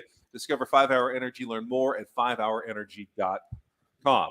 There's a bit of a repetition to spring training that doesn't lend itself necessarily to breaking news every single morning, but you were just over with Bob Melvin and his scrum. Anything to report, Scan? Oh, you guys missed out. He opened the opening day starter, his starting lineup. He kind of did give us his lineup yesterday. I mean, he told us Soto 2, Machado 3, Cronenworth 5. He's pretty locked in. So he just was deciding between Bogarts and Tatis with the 1 and the cleanup spot. Yeah, it was pretty cool because he talked about it again today, and I did. I saw your YouTube show with Bob yesterday. Great job, and Thank you. Got some insight from that. But Bob sort of echoed what you were just talking about there, Ben, in terms of, and he actually went a step further, saying, look, when you've got the top 4 guys, really, you can put any of those guys anywhere in the top 4 spots, and you're probably going to be okay, right? But it certainly is interesting in terms of where do you put Fernando when he comes back. Juan Soto seems comfortable in the new number 2 spot. They were asked today, is there any chance with his on-base percentage that you might think about putting him in the number 1 spot? And Bob said, look, he's comfortable being in the number 2 spot, and that has a lot to do with it also in terms of, you look at the numbers, but also you want the player to be comfortable in the spot that he's in, and Juan is certainly comfy in that number 2 place. So, hey, no matter how you cut it, when you're talking about those types of names, pretty exciting, isn't it? It's he's kind of your prototypical 2 guy. I mean, in this day and age of modern baseball, he's perfect. I mean, it slots in perfectly. And Xander had told Bob, I like hitting second. It's my favorite, but my numbers are crap there, so don't hit me second. And Bob said, well, you're not going to have to worry about it because Juan Soto's on this team for at least the next couple seasons, Xander. So we got a guy. Yeah, we got a guy. It's okay. Got a guy. He's there. He's going to be fine. Anything else Bob talked about today that we need to know about? Well, it was interesting that the travel situation was brought up in terms of more of it. There's going to be more of it this year. And usually it's a little bit tougher on West Coast teams in general. You just have farther to travel, and the time zones don't help you on the way back. Also, he mentioned the Chicago-Mexico trip to go from Chicago to Mexico. There's no day off. So, I mean, not in a complaining way or anything. It was just brought up, hey, what do you think about the travel this year? So that's certainly going to be a thing. We're going to see Nick Martinez tomorrow for 2 innings. We might see Ryan Weathers and Jay Groom also for a couple of innings tomorrow. So we're getting a chance to take a look at some of the guys that are going to be battling for other spots. Looking forward to seeing him. I've heard really, really good things about Jay Groom, and got a chance to watch. I did not get to see Weathers throw, but you did. You watched him throw the other day. He's got the new over-the-head windup. What is the impetus for that? What's the benefit for him potentially? Yeah, he gave Jay Groom, because when Jay Groom came over, he said, look, I saw Groomer doing it, and I thought, why don't I give it a try? Sure. And he did, and he felt comfortable with it. So really, it's a timing thing. It's a rhythm thing in terms of working out of the windup. It can also provide a little bit more deception. So people ask, well, why doesn't everybody do that? Why did we get away from it? It's not comfortable for everybody. So he felt comfortable with it. He felt like it was helping his rhythm. And it was really cool talking to Ryan Weathers a few days ago.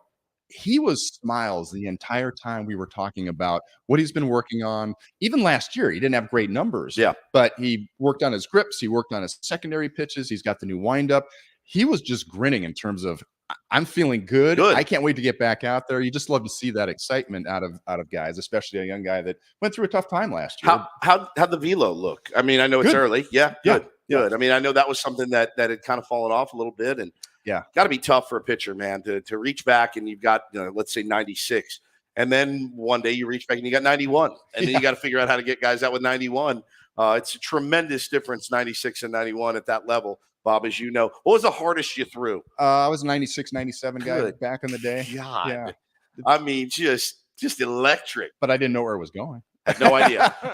So you take some. Detail. Would you take some off? No, actually, I was a power sinker guy. Okay. So it would have been fascinating. I would have loved to have had this technology back when I was playing in 100%. Terms of the spin rates and all that kind of stuff, because I was one of those guys that at 6'8", throwing 96, 97 miles an hour, I thought, okay, I should be able to pitch up in the zone like some of these other guys and blow it by guys. But whenever I tried to do that, I couldn't get swings and misses. I couldn't get it past anybody. It just seemed like that wasn't my thing. So the batters told me, no electronic device, that, hey, you better stay down and use that sinker. But still, I would have been fascinated to understand better why that was, or if I could have developed a four-seamer that was more effective upstairs. Would I have used more curveballs instead of the slider and the split finger? So I think it would have been fascinating to know. As a fan, I feel like there's an inclination when I hear about a pitcher who's not using all of the technology, going, well, why aren't they doing it? But at the same time, being a golfer, I've done some of it. Woods does more of it with the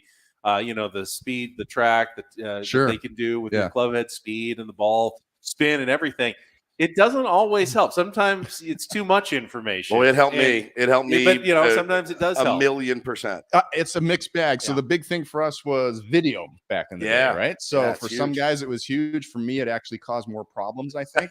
And I really got back to, look, the bottom line is the hitter is going to let you know. There's no substitute. There's no statistic. There's no analytic that's going to be as helpful as what's the hitter letting you know? Yeah. You can have great numbers on your spin rates and your effective spin and the velocity and all that kind of stuff. But the bottom line is, if hitters are letting you know that your stuff isn't that good, they never let you know in a nice way, though. They let you know with doubles and homers. Yeah, but it's definitive. There's no second guessing. They don't say that. You know what? I would have crushed that one. You're probably going to need to throw that one a little lower, Bob. When you're backing up third, it's pretty definitive. Like, okay. I was talking to Loretta the other day at camp, and he was just MFing it to death. He goes, I hated live BP. I hated it so much. First day, he goes, these pitchers are so far ahead of us, and they made us look like fools. So I told Scan that. He goes, oh, my favorite part of spring training was embarrassing guys the first few days, and then Scan goes, they do catch up. They do catch up. They do get their timing. That's your 1 week of feel like dominant. I'm the man. I can dominate these guys. For a guy like a Matt Waldron to strike out a Juan Soto. Yeah. Even if it's just in a live BP setting in a spring training, on a backfield somewhere. Which is a great point. I mean, honestly, I remember facing Mike Schmidt, for example, in my first big league spring training. And on the one hand, it's like, this is amazing. And on the other hand, like, oh my God. Yeah. I better not miss inside with a fastball right here. Pound it. Yeah. I was talking to Jay Groom today, and he was having a similar experience saying, the other day I threw live BP and I was facing Soto and Machado and Bogarts. And I'm thinking to myself, and Bob actually made comment about it. He said, yeah, we saw that. We watched that. That wasn't by accident. We wanted to see how the kid handled himself, and he handled himself really well. So it's really a unique type of thing in terms of the quality of players that the Padres now have on this ball club, in terms of not only what it adds to your confidence, not only what it adds to your lineup, but your pitchers in these types of situations. It's a great litmus test to see how you've got the ability to test guys in ways that you wouldn't have otherwise with stuff like that. Yeah, not every team can run out a young pitcher and say, face this all-star lineup, kid, and get them out. They're a lot of times facing younger players like themselves or kind of, fringe guys at the big league level. But watching Morejon the other day, he was throwing against Tatis and Cronenworth, and he was looking pretty good. Castillo yesterday, it was such a bummer because we were just numb by the end of our 4-hour show. That was survival yesterday. It was survival. We went to the backfields for all of about 7 minutes, and before we're like, we got to go, we got to thaw out. But we did get to see Jose Castillo throw a little bit. Yeah, I'll tell you, it's funny. I was watching him throw. He was warming up. He bounced like the first 4, and then the guys get in the box, and it was some of the big hitters, and he looked like what we've been hearing about from him, spinning it, just straight gas on these guys. It looked really, really good. So there's some names. Brent Honeywell, I watched him throw a pen a little bit yesterday too. These names out there of some really is there any spots for any of these guys? That's the thing. On the roster. Bob Melvin kind of said yesterday, not really. I mean, maybe one spot. That's amazing. No, you're absolutely right. And so at this point, and Bob has made comment about this as well, the nice thing about sort of having the WBC is that it's a fun event from a baseball standpoint. Yeah, you're going to miss some of your big guys. They're going to be gone. On the other hand, this gives a great opportunity for the coaching staff to get to see some of these other guys. No doubt. Might not break with the team, but as we know, it's going to take 40, 50 guys over the course of a season normally. And like last year, the Padres got incredibly lucky with the health of their rotation, right? For the most part, we had 6 or 7 guys that absorbed most of the innings. Hopefully that's the same thing this year. Knock but if on not, wood, man. You're going to have to find out about the Grooms and the Castillos and the Honeywells and the Ryan Weathers and Julio Teheran. I mean, Saturday. Forgetting about him. Yeah. No, there's a bunch of guys that are all going to get an opportunity to help out this year. And, going back to the veteran hitter thing also from a pitcher standpoint, not only does it help the young guys, but even as a veteran guy, I love when a Manny Machado would stand in the box and just track my pitches. Yeah. And then afterwards come and say, hey man, you're dropping the arm a little bit. I could pick up the changeup, or I saw the spin on that. You can get the rotations and everything. All guests on Ben & Woods, including Bob Scanlon, appear on our Premier Chevrolet of Carlsbad fan hotline. Save money the right way with Premier Chevrolet of Carlsbad. Visit them today in the Carlsbad Auto Mall. Chevrolet, find new roads. We've got 1 hour to go. Scan's going to stick around a little bit longer as we get into our final hour. And then we'll be back at the complex tomorrow for a big Friday finale with Ben & Woods on San Diego's #1 sports station, 97.3 The Fan.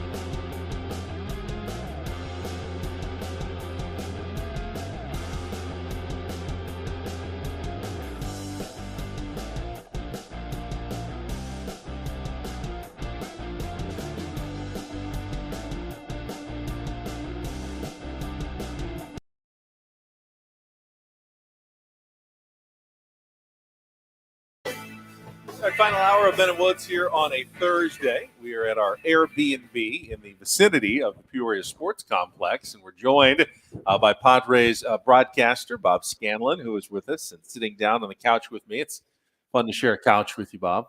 I haven't done that since the Padres social hour. Yeah, it's been a long time. That's right, social hour. Speaking of that, Jesse used to host the social hour once upon a time. When he got here, he just tweeted a picture of Cole Hamels, and I didn't realize this. He said Cole Hamels in 1983, when he was just like a baby, was gifted a lifetime contract by the Padres. I don't know, I don't know if it was literally like a gimmicky thing. Yeah, apparently. And so now, they're finally cashing in. He's actually here, and he was throwing in the bullpen. And I was just wondering that desire. Bob Melvin has said not going to be pitching any spring training game. Yeah, if he does ever get back to the big leagues, it won't be until later in the season. He's had a ton of success in the big leagues. He's had success on the biggest stage. He doesn't probably need this. He doesn't probably need the money at this point. At a minor league deal, he's probably making almost nothing unless he gets to the big leagues. That desire to extend your career, to keep it going. I mean, did you have that? I mean, what is that some professional athletes just don't want to let it go? Oh, it's different for every guy, right? I think in Cole's case, I had a great conversation with him this morning in terms of just welcoming him back. And I've always wanted to see him in a San Diego uniform. 100%. Just, Southern California guy. And, situations were just different at that time. And finally he's here. And I know a lot of fans are saying, oh, too late. We wanted him 10 years ago. Yeah. And I get that. But at the same time, 2 years ago, we did. We did 4 years ago. Yeah. Right. And to your point, he's missed the last couple of years. He's had so much success in his career. Why is he coming back? And I really got the sense he just feels like there's more left in the tank. He had the shoulder reconstruction a couple of years ago. Neil Elatrosh did that, one of the best in the business in putting guys' shoulders back together.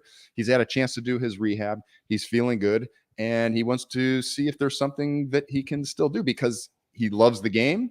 He doesn't want to walk away feeling like, hey, is there something still left in the tank? And to be able to do it for the Padres and a team that has a chance to do something special, it just seems like the right situation, possibly for the right guy. And as you mentioned, he's not going to pitch in any spring training games. He needs to get himself into a routine, make sure the shoulder is good, pitch in the minor leagues for a little while, and see if there's still some Cole Hamels magic left in there to be able to help this ball club out later in the season. If there is, I think that could be really fun. No doubt. There's no doubt about it. A great storyline. And, we were kind of kicking it around earlier of what that must be like for a guy that's, been in the big leagues, pitched at the highest level, World Series MVP, and now you're on a bus and you're the next town to play and get your innings in and, eating Little Caesars after a game. And, right. And, it's you know that you have to love it to do that. Well, you miss it. And sometimes you need to be away from it for a while before you realize, wow, there's some things about this game that I really do love.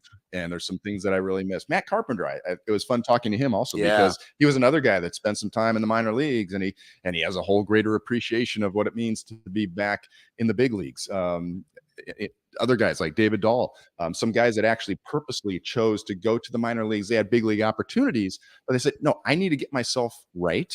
I need to not be having the pressure of being in the big leagues. Let me go to the minor leagues, work on what I need to work on so that when I come back, I am ready to go. And while they're down there, man, I really want to get back, and they have appreciation and a love for the game that's renewed. David Dahl is so nice. We were so nice. Early yesterday isn't he good dude? We're sitting there setting up, and he walks up to us and goes, I just wanted to introduce myself. I'm David Dahl. And I go, wow, I have never seen a ball player just come up to three randos. You just want to say hello and introduce themselves. I mean, I'm happy if I say hi and they'll say hi back occasionally. That to me is nice. But hey, he earned an early fan with Ben and Woods just by coming up and saying hello yesterday. So now I'm pulling for David Dahl to do something here in spring training. They need an outfielder at least for the first 20 games, and if not some depth. Now there's the competition. Adam Engel is here. Yep. Jose Azócar is back. How do you feel like that's going to play out while Fernando Tatis Jr. serves out the remainder of the suspension? Great question, and one of the few questions left in camp in terms of this roster, right? Maybe one more bullpen spot, and also that final spot on the roster in terms of who covers right field until Fernando returns. You already mentioned Adam Engel. I think he's a great option. Jose Azócar did a fine job for the Padres last year. Bob talked about that a little bit this morning again, since he's asked about it quite frequently. And he said, look, it's a work in progress, and we'll see. He loves guys, I think, that can run. Brandon Dixon, can he play? Yeah, he can play the outfield, outfield and put up great numbers offensively last year. Matt Carpenter name has been brought up as well. Bob said that he was going to keep him. He shut him down. Though. Right, I know. I was it came up surprised by earlier. that. Yeah, but he kind of said, no, I think first base is where we're going to keep Carpet at this point. So, but there's certainly some candidates out there, and that's going to be one of the great battles that we're going to get a chance to see. And who knows, by the end, it may come down to look.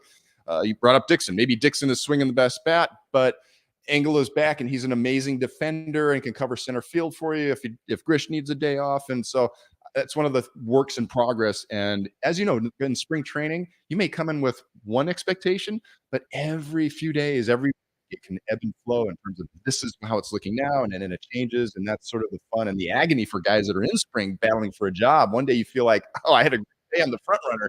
And the next day you feel like, oh, shoot, it looks like maybe it might be Paso. So we'll see. Yeah, it's the health notwithstanding. Obviously, health is a big part of it. Yeah. And can help other guys, help guys get an opportunity and hurt guys if they're not healthy. But you do look at the team as AJ has constructed it, and it just feels deeper than it's ever felt. It just really does. And there are question marks. Dahl is a question mark. Bazokar is a question mark. But they've all done it at that level. So it's not; these aren't new guys. They're guys that can play at that level. Yeah. Are they locked in? Are they ready to go now? But the depth is pretty staggering, and it's almost kind of a bummer because you get to know these guys a little bit. You root for them, and you're like, wish there was 28 spots available so we can get them all. Because the Padres are going to be on a pretty gnarly run to start the season, 25 games in 26 days, which is not uncommon in baseball at all. But you're going to be tested. You're definitely going to be tested right out of the chute. No question about it. And there's always somebody that comes out of spring training that's nursing something, and they just want to, made the team. And then all of a sudden, 3 days after opening day, the back's a little tighter, the hammy's bugging them. And so we know we're going to see changes. And to your point, it's deeper than it's ever been with guys who have actually been there before, as opposed to, well, we've got this prospect, and this is his opportunity to step up and show if he can do it. Well, we got a lot of veteran guys have done it. I feel like if you're a prospect in this organization right now, you're sweating a little bit. I mean, I do. You're sweating a little bit. Whether you're going to be, you're probably not going to make the team. Are you going to be flipped at some point? I mean, there's again, and I know the farm system's taken a hit the last couple of years, but there's still some really good prospects that not a lot of people are talking about. Great topic, because I had a conversation with some of the top brass the other day, and they said, you know what, we saw the ranking of our minor league system being 24, 25, whatever it was. And they don't know about this guy, rattled off about 7 different guys who are lying in the weeds right now that haven't put up the huge numbers yet, but they're super excited about. So they pay zero attention to those types of as rankings. They should. Yeah, because people don't know, they don't see what they get a chance to see on a daily basis and understanding who these guys are. But the point is, we know that AJ is not afraid to call up young guys if they're performing. Yep. Right. So it's not as though there's a roadblock there. This is a team that's built to win. If you're playing well, AJ's already shown, hey, if you can help this team out right now, we don't care about starting the service time clock. Well, did you see the latest report on Robert Hassel III? There was a report that came out yesterday in the prospect rankings, and nothing against Bobby Barrows. I liked him a lot, but he is plummeted down the prospect ranking. And a guy that James Wood has shot up. James Wood has shot up, And so it just goes to show you. I mean, you can fall in love with a kid, their raw ability, and a couple of years passes, and it's like now he's got some work to do to get back to where he needs to be. No doubt. And as you mentioned earlier, they're not afraid to move guys. Yeah, so even if you're a minor league guy and you feel like, okay, I'm a third baseman, there's a guy named Manny Machado there, and there's 3 other future Hall of Famers that can play third base at the same time. Put up great numbers. You know that they're not just going to keep you there, that you got a chance to do something somewhere else. Yep. So, on the one hand, tough to be a prospect, possibly. On the other hand, you know that they're not afraid to call guys up, or you might get an opportunity with another club. So it's still a great place to learn and to be developed. Sitting here with Bob Scanlon, and let's get into this just a little bit more, because obviously AJ and his scouts, his team, are great at identifying promising talent, whether it's international, in the draft, desirable by other organizations where they have used it to really bring amazing talent to San Diego. Very few times, though, have they actually developed their own player that has then come up and turned into a big league star. Really, Fernando Tatis Jr., who they acquired at a very young age, might be the last one that has really skyrocketed through the minor leagues and stuck with the Padres on the big league level. Do the Padres have a problem with player development? And if so, what is it? I would say no, No, because if that were the case, all these other teams wouldn't be scrambling to try to get Padre prospects and be willing to trade away Juan Soto's Yes and and Blake no. Snell's Yes and no, and though. Joe If they're Musgroves and confident those that types of guys. this guy has talent, we can develop him in our system. Now, I don't. If he had stayed with San Diego, who knows if he had done well? But we know that when we get our hands on him, he's going to be a great player. I don't know that you can say that if they stay all the way through the Padres system. And I'm not making a judgment here. I'm just looking at the results the last few years from the minor leagues. Well, they've traded him away, and that's part of having prospect equity, right? And it's a question of, okay, how many of these guys come up and help your team versus we use them to get the bigger pieces that we need to build a championship. So it's an unanswered question at this point, right? Because those guys haven't gotten the opportunity to come up and show what they can do at the big league level. A little bit. But I mean, Ryan Weathers came up. Tiny bit. Early at age 19, 20 years old. I mean, it was a unique situation. So we don't know the answer, but again, I would say that if I'm an opposing organization and I feel like these guys are underperforming or they're not doing well, I'm probably not going to be as excited about trading for them. Sure. Right. And there's still a foundation there. If somebody's totally ruined them or injured them, I don't want that guy. Well, I mean, I've enjoyed it because I've watched the all-star level caliber of players arrive here, and there's something to be said for guys not performing as best as they could as soon as they get here. That's a weird thing that's I'm sure it happens to every team, but it seems like it happens here a lot. But I mean, there's not too many prospects that we've gotten rid of, at least the last few years, that are keeping me up at night going, oh my God, this one's going to sting. There's a couple. I mean, Munoz is pretty good, and there's a couple out there where you go, yeah, that one may sting 5 years from now. There was some guy named Trey Turner, I think. Trey Turner. I mean, it was so long ago. Yeah. Padre at some point. So there's guys. Yeah, there's every team's got them. Yeah, every team's got them. So it's a constant question of are you drafting the right guys? Do you have an organization that's in place to clearly? I think clearly they are drafting the right guys. Clearly they're drafting the right guys. Yeah. I don't know how you could argue that they are not bringing a lot of talent at the minor league level into the organization. Right, yeah. And that's a credit to the scouting department. No doubt. Again, it was an interesting conversation with some of these top guys because they were talking about AJ and sort of his commitment to the scouts. He has a scouting background. Yep. And the work that the Padres put in to make sure that they have the right guys doing that scouting and that they understand who the players are, not only physically, which most people can do, but also the makeup of these guys that helps bring in players that not only help your organization, but that other organizations value as well, like we've been talking about. All of our spring training coverage is brought to you by Mattress Makers in La Mesa. Natural handcrafted mattresses. They made these custom pillows for us, Bob. Aren't they cool? Oh, those are awesome. Like big giant neck pillows. It's like you can sleep. You've been holding that thing like a teddy bear since I got here. You won't part with it. Feel the like it's stuffed in there. Oh, that's nice. No.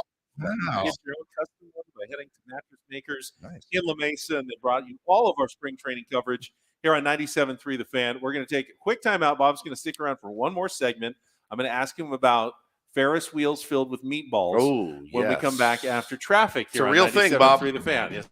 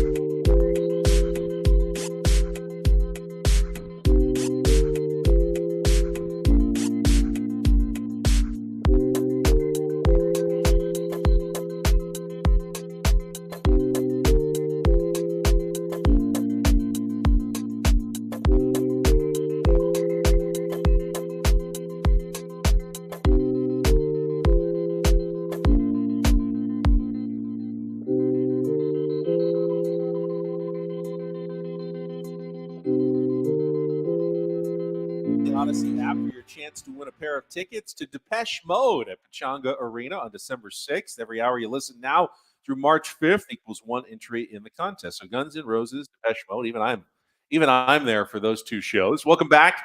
It's Bennett Woods. It's Bob Scanlon. It's Paul. We're all here at the Airbnb in Peoria, Arizona. Bob just told us that he is here for the duration. You've got the first Bally Sports broadcast is Friday, right? Yeah, Friday, and then I think it's Sunday and Monday, Yeah, possibly. and then they're kind of sprinkled in the rest of the month of March Yeah. until the very end.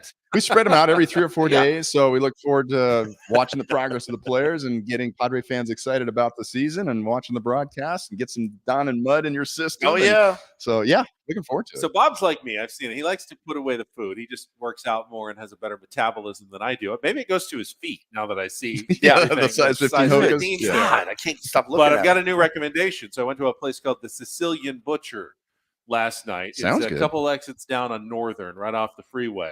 And their signature item is a Ferris wheel filled with meatballs. And I thought he was joking. I felt like it would be obnoxious. I was by myself, and it felt like a share item. But Bob, you might be able to put it down by yourself. I mean, they're not quite tennis ball sized meatball. They're pretty big, and they've got this Ferris wheel that each compartment has its own meatball, and they have 6 different meatball recipes with 6 different sauces, so you get to try the whole spectrum of meatballs. I'm a little skeptical. Is this sort of like the sushi that comes down in Conveyor a little belt? conveyor No. belt? They bring it out to you fresh. It's your own. You know, it doesn't pass 17 other people. They should along do the it. way. They should do it like a real county fair, and you should have the basketball goal, and you shoot the meatball and try to make it. All the different. They have the games. Cupid dolls, and you throw meatballs.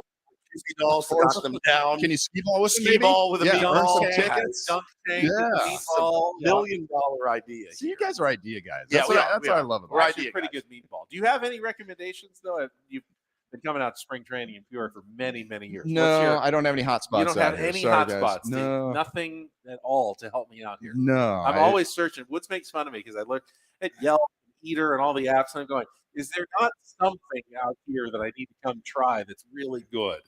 We got a taco truck recommendation. Yeah, we did. From a listener Taco-licious. earlier. Really, yeah. No, the only thing I go to an all-you-can-eat sushi place called Iron Chef. That's my because I spend $200 on sushi if I don't go to the all-you-can-eat situation. True. Yeah, so there's some good restaurants out here. I don't know that I would eat sushi in Peoria. I don't know. Fresh. I mean, that's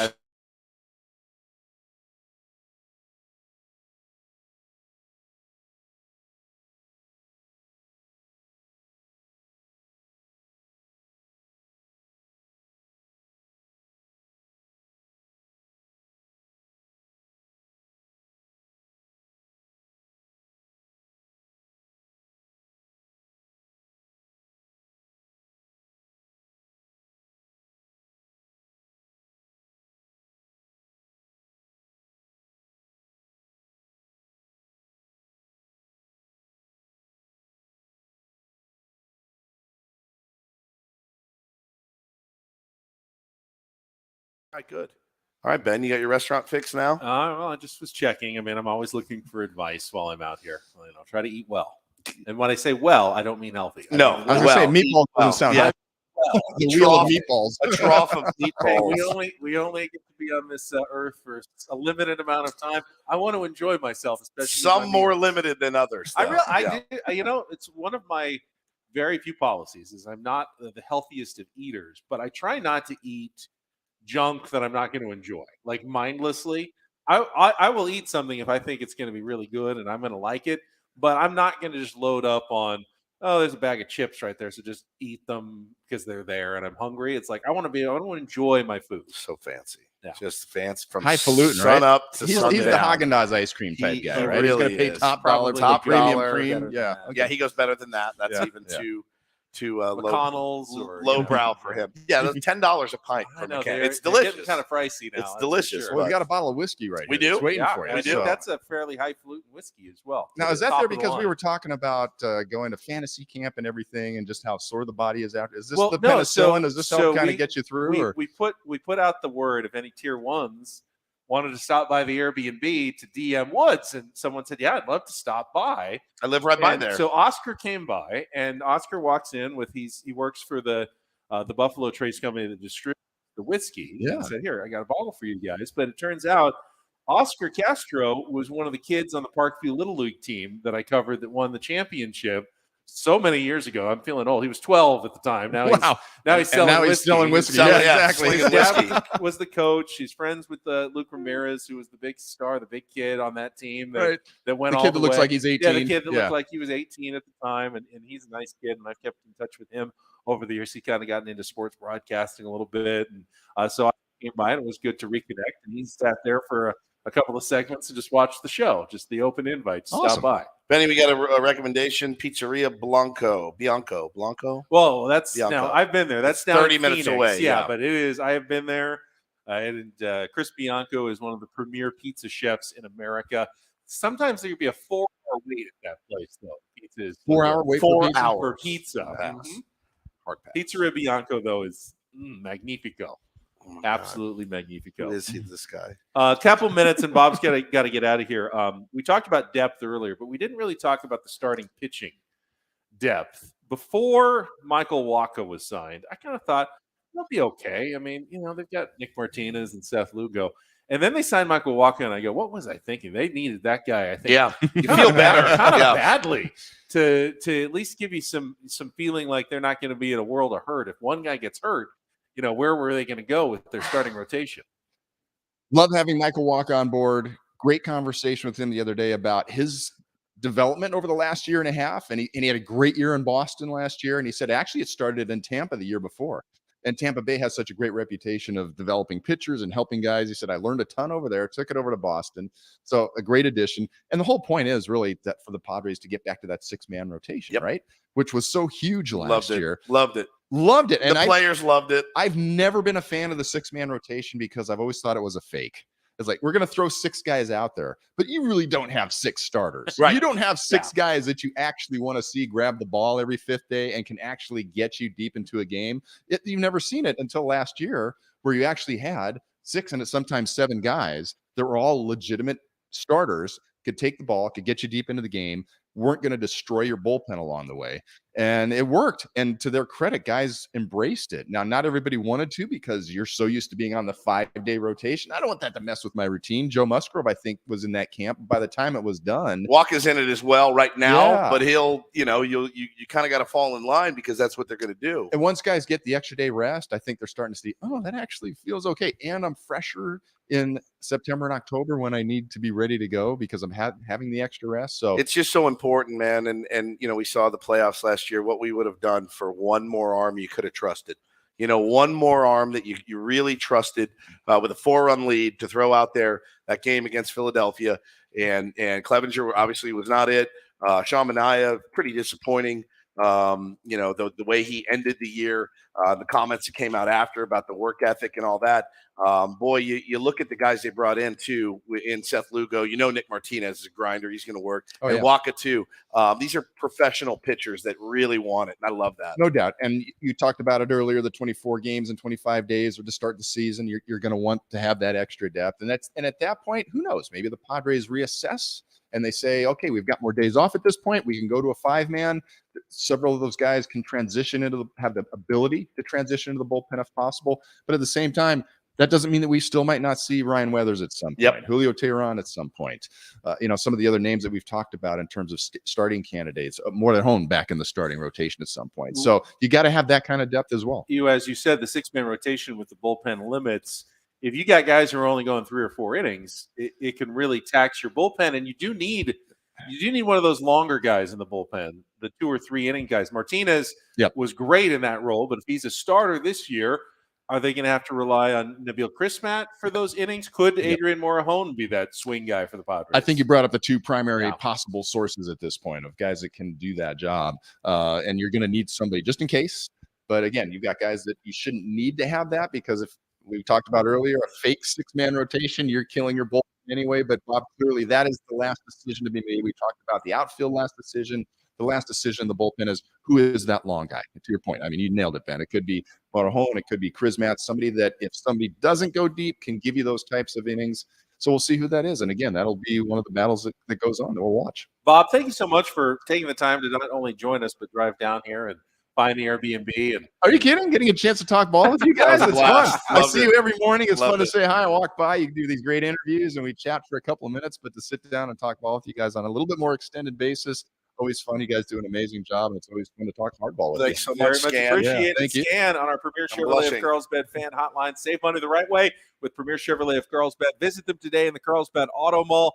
Chevrolet, find new roads. We'll be back. A Reindl report and wrap up day 3 here at spring training with Ben and Woods next on 97.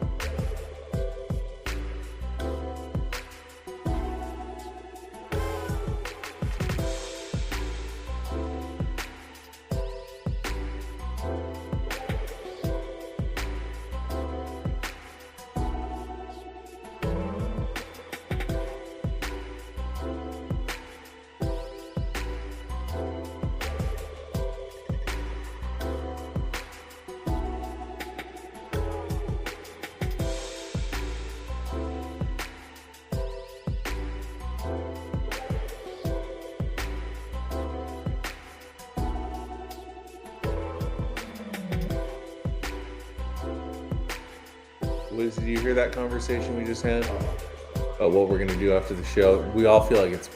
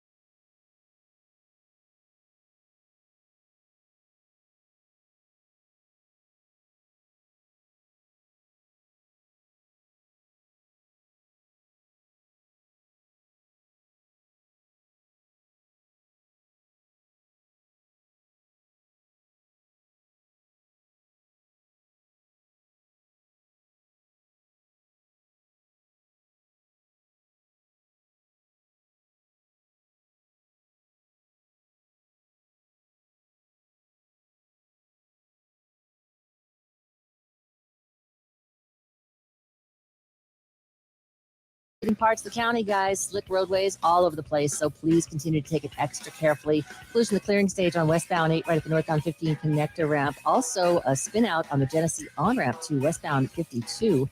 Traveling on the northbound 5 coastline at Poinsettia, there's a crash in middle lanes. I'm Kelly Danek. Ben Woods, San Diego's #1 sports station, 97.3 The Fan.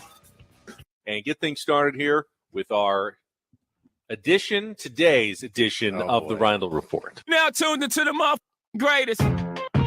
Welcome to the Reindl Report with Paul Reindl. Hi, Paul. All right. 2 stories from the world of sports that we haven't gotten to yet. We'll start off in Major League Baseball. And 1 story that you didn't know you needed. Are you laughing, biatch? It's the Reindl Report Hey, Paul, how you doing? Okay, how are you? on 97.3 The Fan. Are you ready to bless the mood? I need some help, please.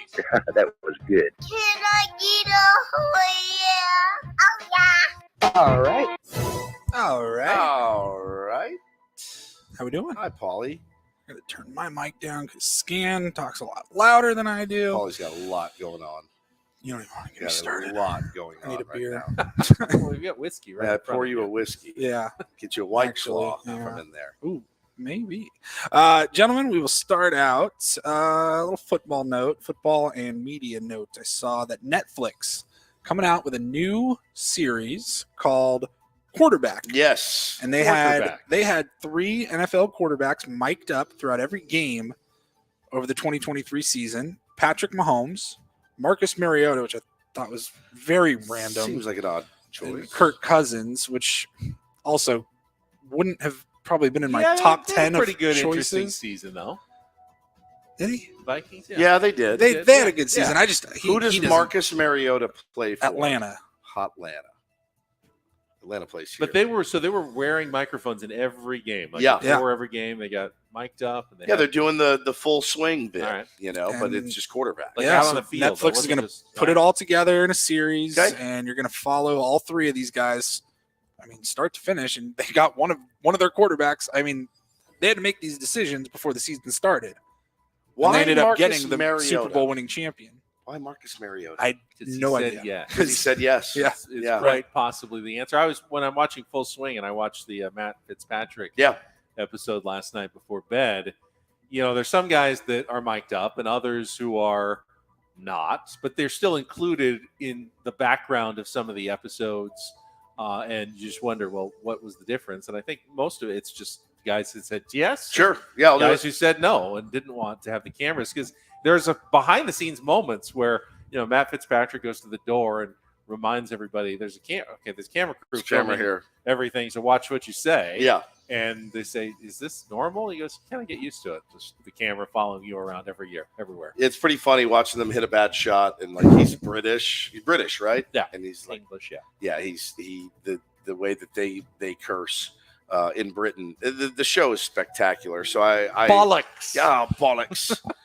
I think this will be phenomenal. Netflix has done pretty well so far with like the sports, the in-house sports. They really have programs that they've put together. So they're going to partner with NFL Films and Omaha Productions. Oh, Peyton Manning, right? Yeah.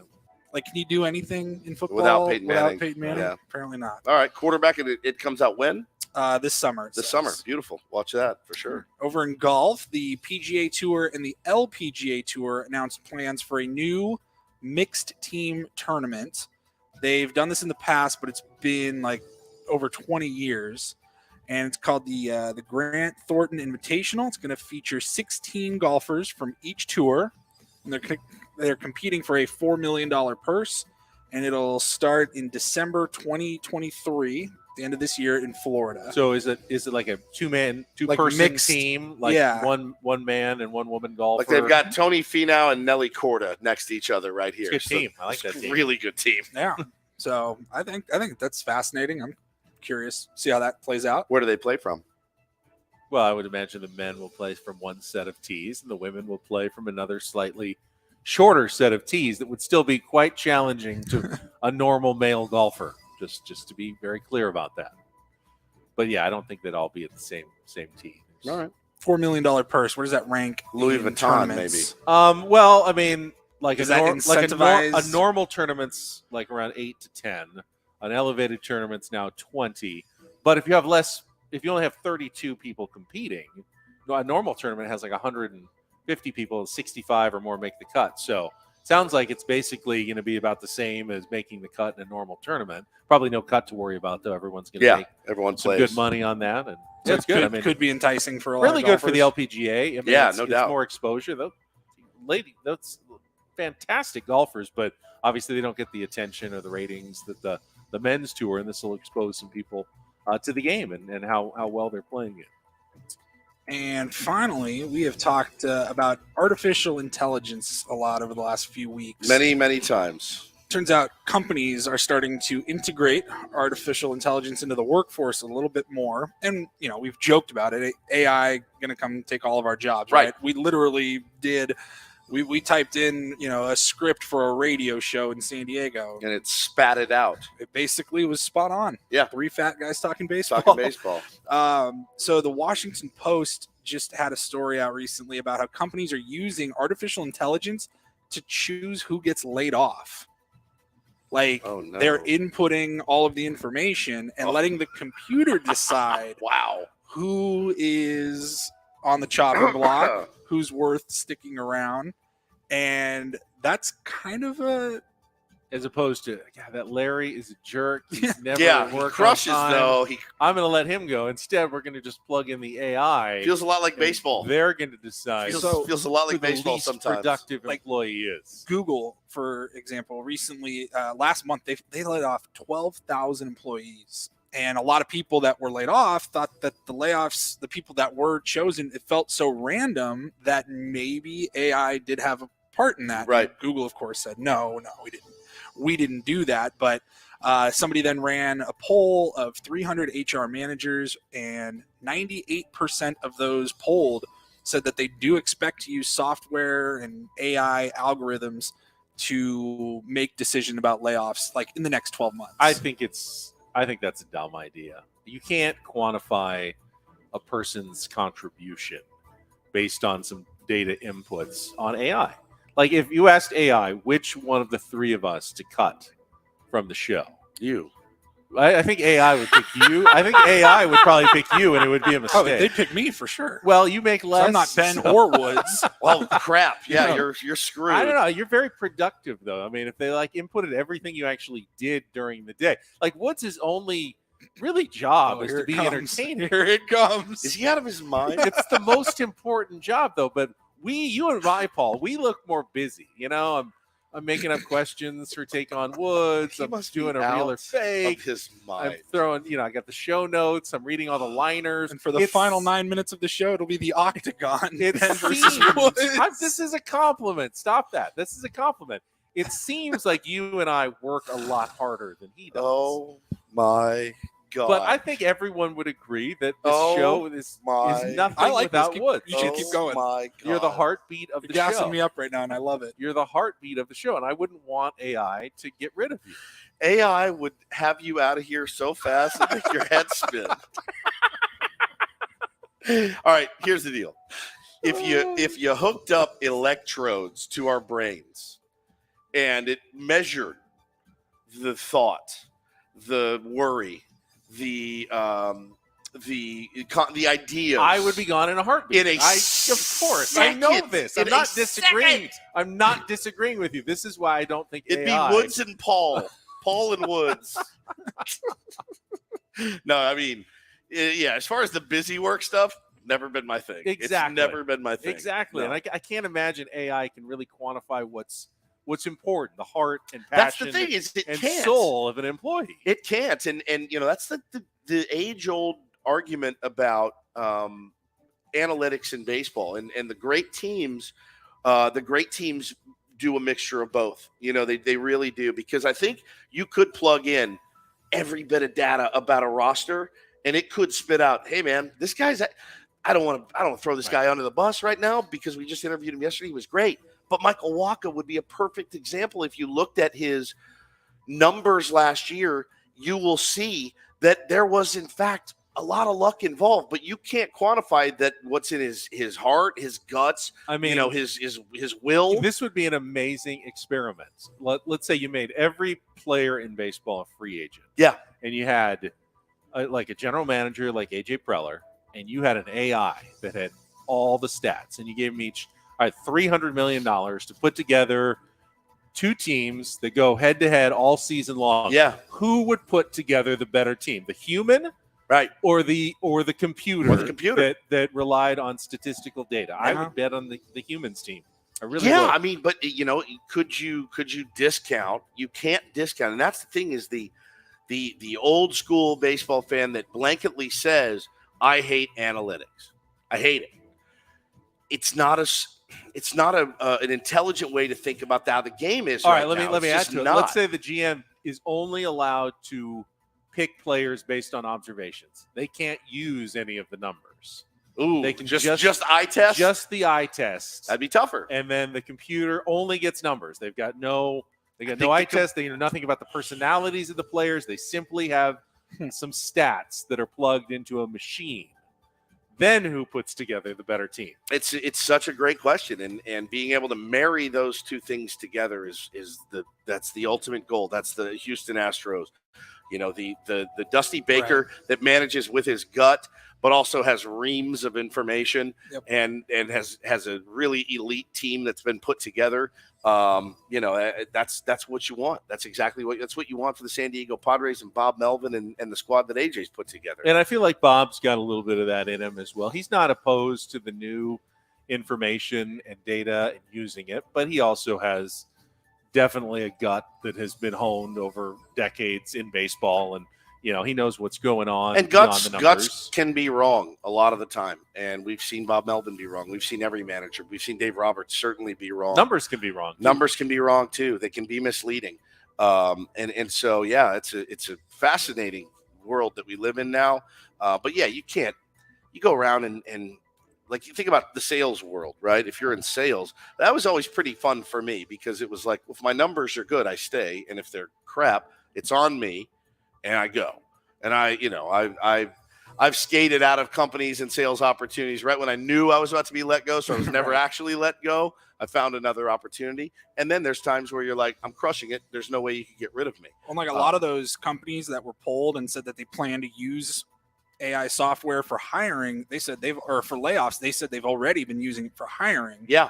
And I think even that can present problems because, I don't know what information goes into it, but are you just looking at like their sales performances? Right, their numbers. Does it take into account like their gender, their race? Like, all of a sudden the computer doesn't account for like, well, we need more women in our labor force 100%. here. And I don't know if it can tell you that. Yep. Yeah, no but doubt. even something is by the numbers, like by sales. Well, this guy sold $2 million in business, and this guy only sold $750,000.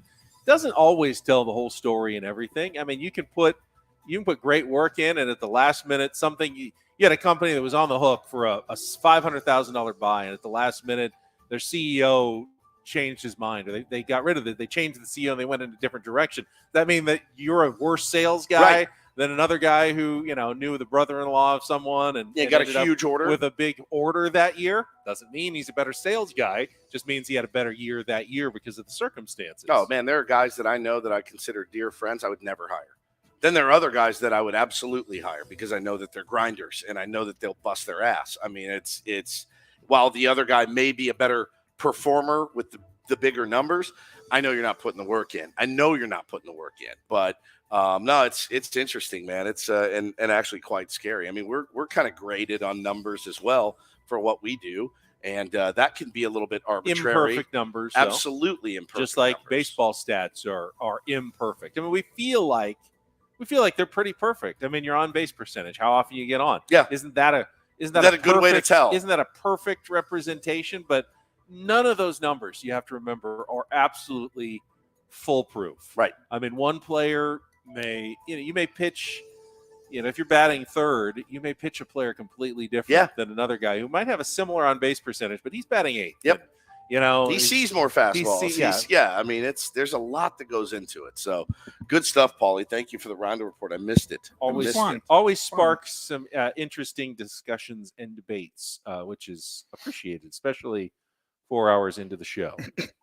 So that's it for us. No, it is not. We once again have come down to 3 last minutes of the show. Oh, it's like topic wheel. Anyone? Do we have the topic wheel? Time for that. We don't have time for the topic wheel. Set up tomorrow. We got a big final show. Remember last year we were out here at spring training. I think it was a Monday, Tuesday, Wednesday, and that last Wednesday we crammed like 8 guests. Yeah. Into a 4-hour show, and it was just insane. And we might be looking at the same thing tomorrow. Tomorrow should be pretty nuts. We have been told Manny Machado is going to stop by the show. We do not know when, but he will be there. Joe Musgrove coming off of wisdom teeth oral removal. surgery. Yeah, he said should be feeling good, and he'll be joining us. Yeah, we were warned. He's getting as long as he's feeling up to it. My guess is Joe is a gamer, and he's going to be. I able watched him yesterday walk from the locker room out to the mound to throw his bullpen 1 day removed, and he was giving it like he was kind of moving his mouth a little bit, like yeah. It's not a pleasurable experience to be sure, but he did get his pen in yesterday, and so hopefully he's ready to go tomorrow. I got a couple on my wish list. Hopefully Nelson Cruz. Nelson Cruz is going to be by. Going to swing by, and then we'll see what happens. Yeah. I just want to say to everyone Padres PR is listening, watching on YouTube. I don't know what happened with my camera. My computer just petered out, so my camera has gone limp, and I am frozen on the screen. You should see a doctor. Doing nothing. Just try acoustic wave therapy. I can't move. I am absolutely frozen. Again, thanks to Mattress Makers again for the pillows and all of our spring training coverage. Really appreciate it. It's going to be a fun final day tomorrow. We get to see a game before we leave, which is cool. The Padres and Mariners, which will be on 97.3 The Fan with Jesse and Tony. Get to hear their voices for the first time in many months together again, which is always enjoyable as well. Nick Martinez on the mound. Yeah, it should be a good one tomorrow. Bo Woods on site as well. Watch out. Watch out. That could actually be an advantage. It could be. It's like bees, like honey. like a magnet. Yeah. Little magnet. That's Guess a weird magnet. expression though. Do bees fly to honey? They make the honey. That's I don't know totally that that's a saying actually. Bees to honey. I think you made that up. Maybe I did. I think you did. All right, for Woods, Paul, I'm Ben. Have a great rest of your Thursday from all of us here at 97.3 The Fan. Tony Gwynn Jr. from Gwynn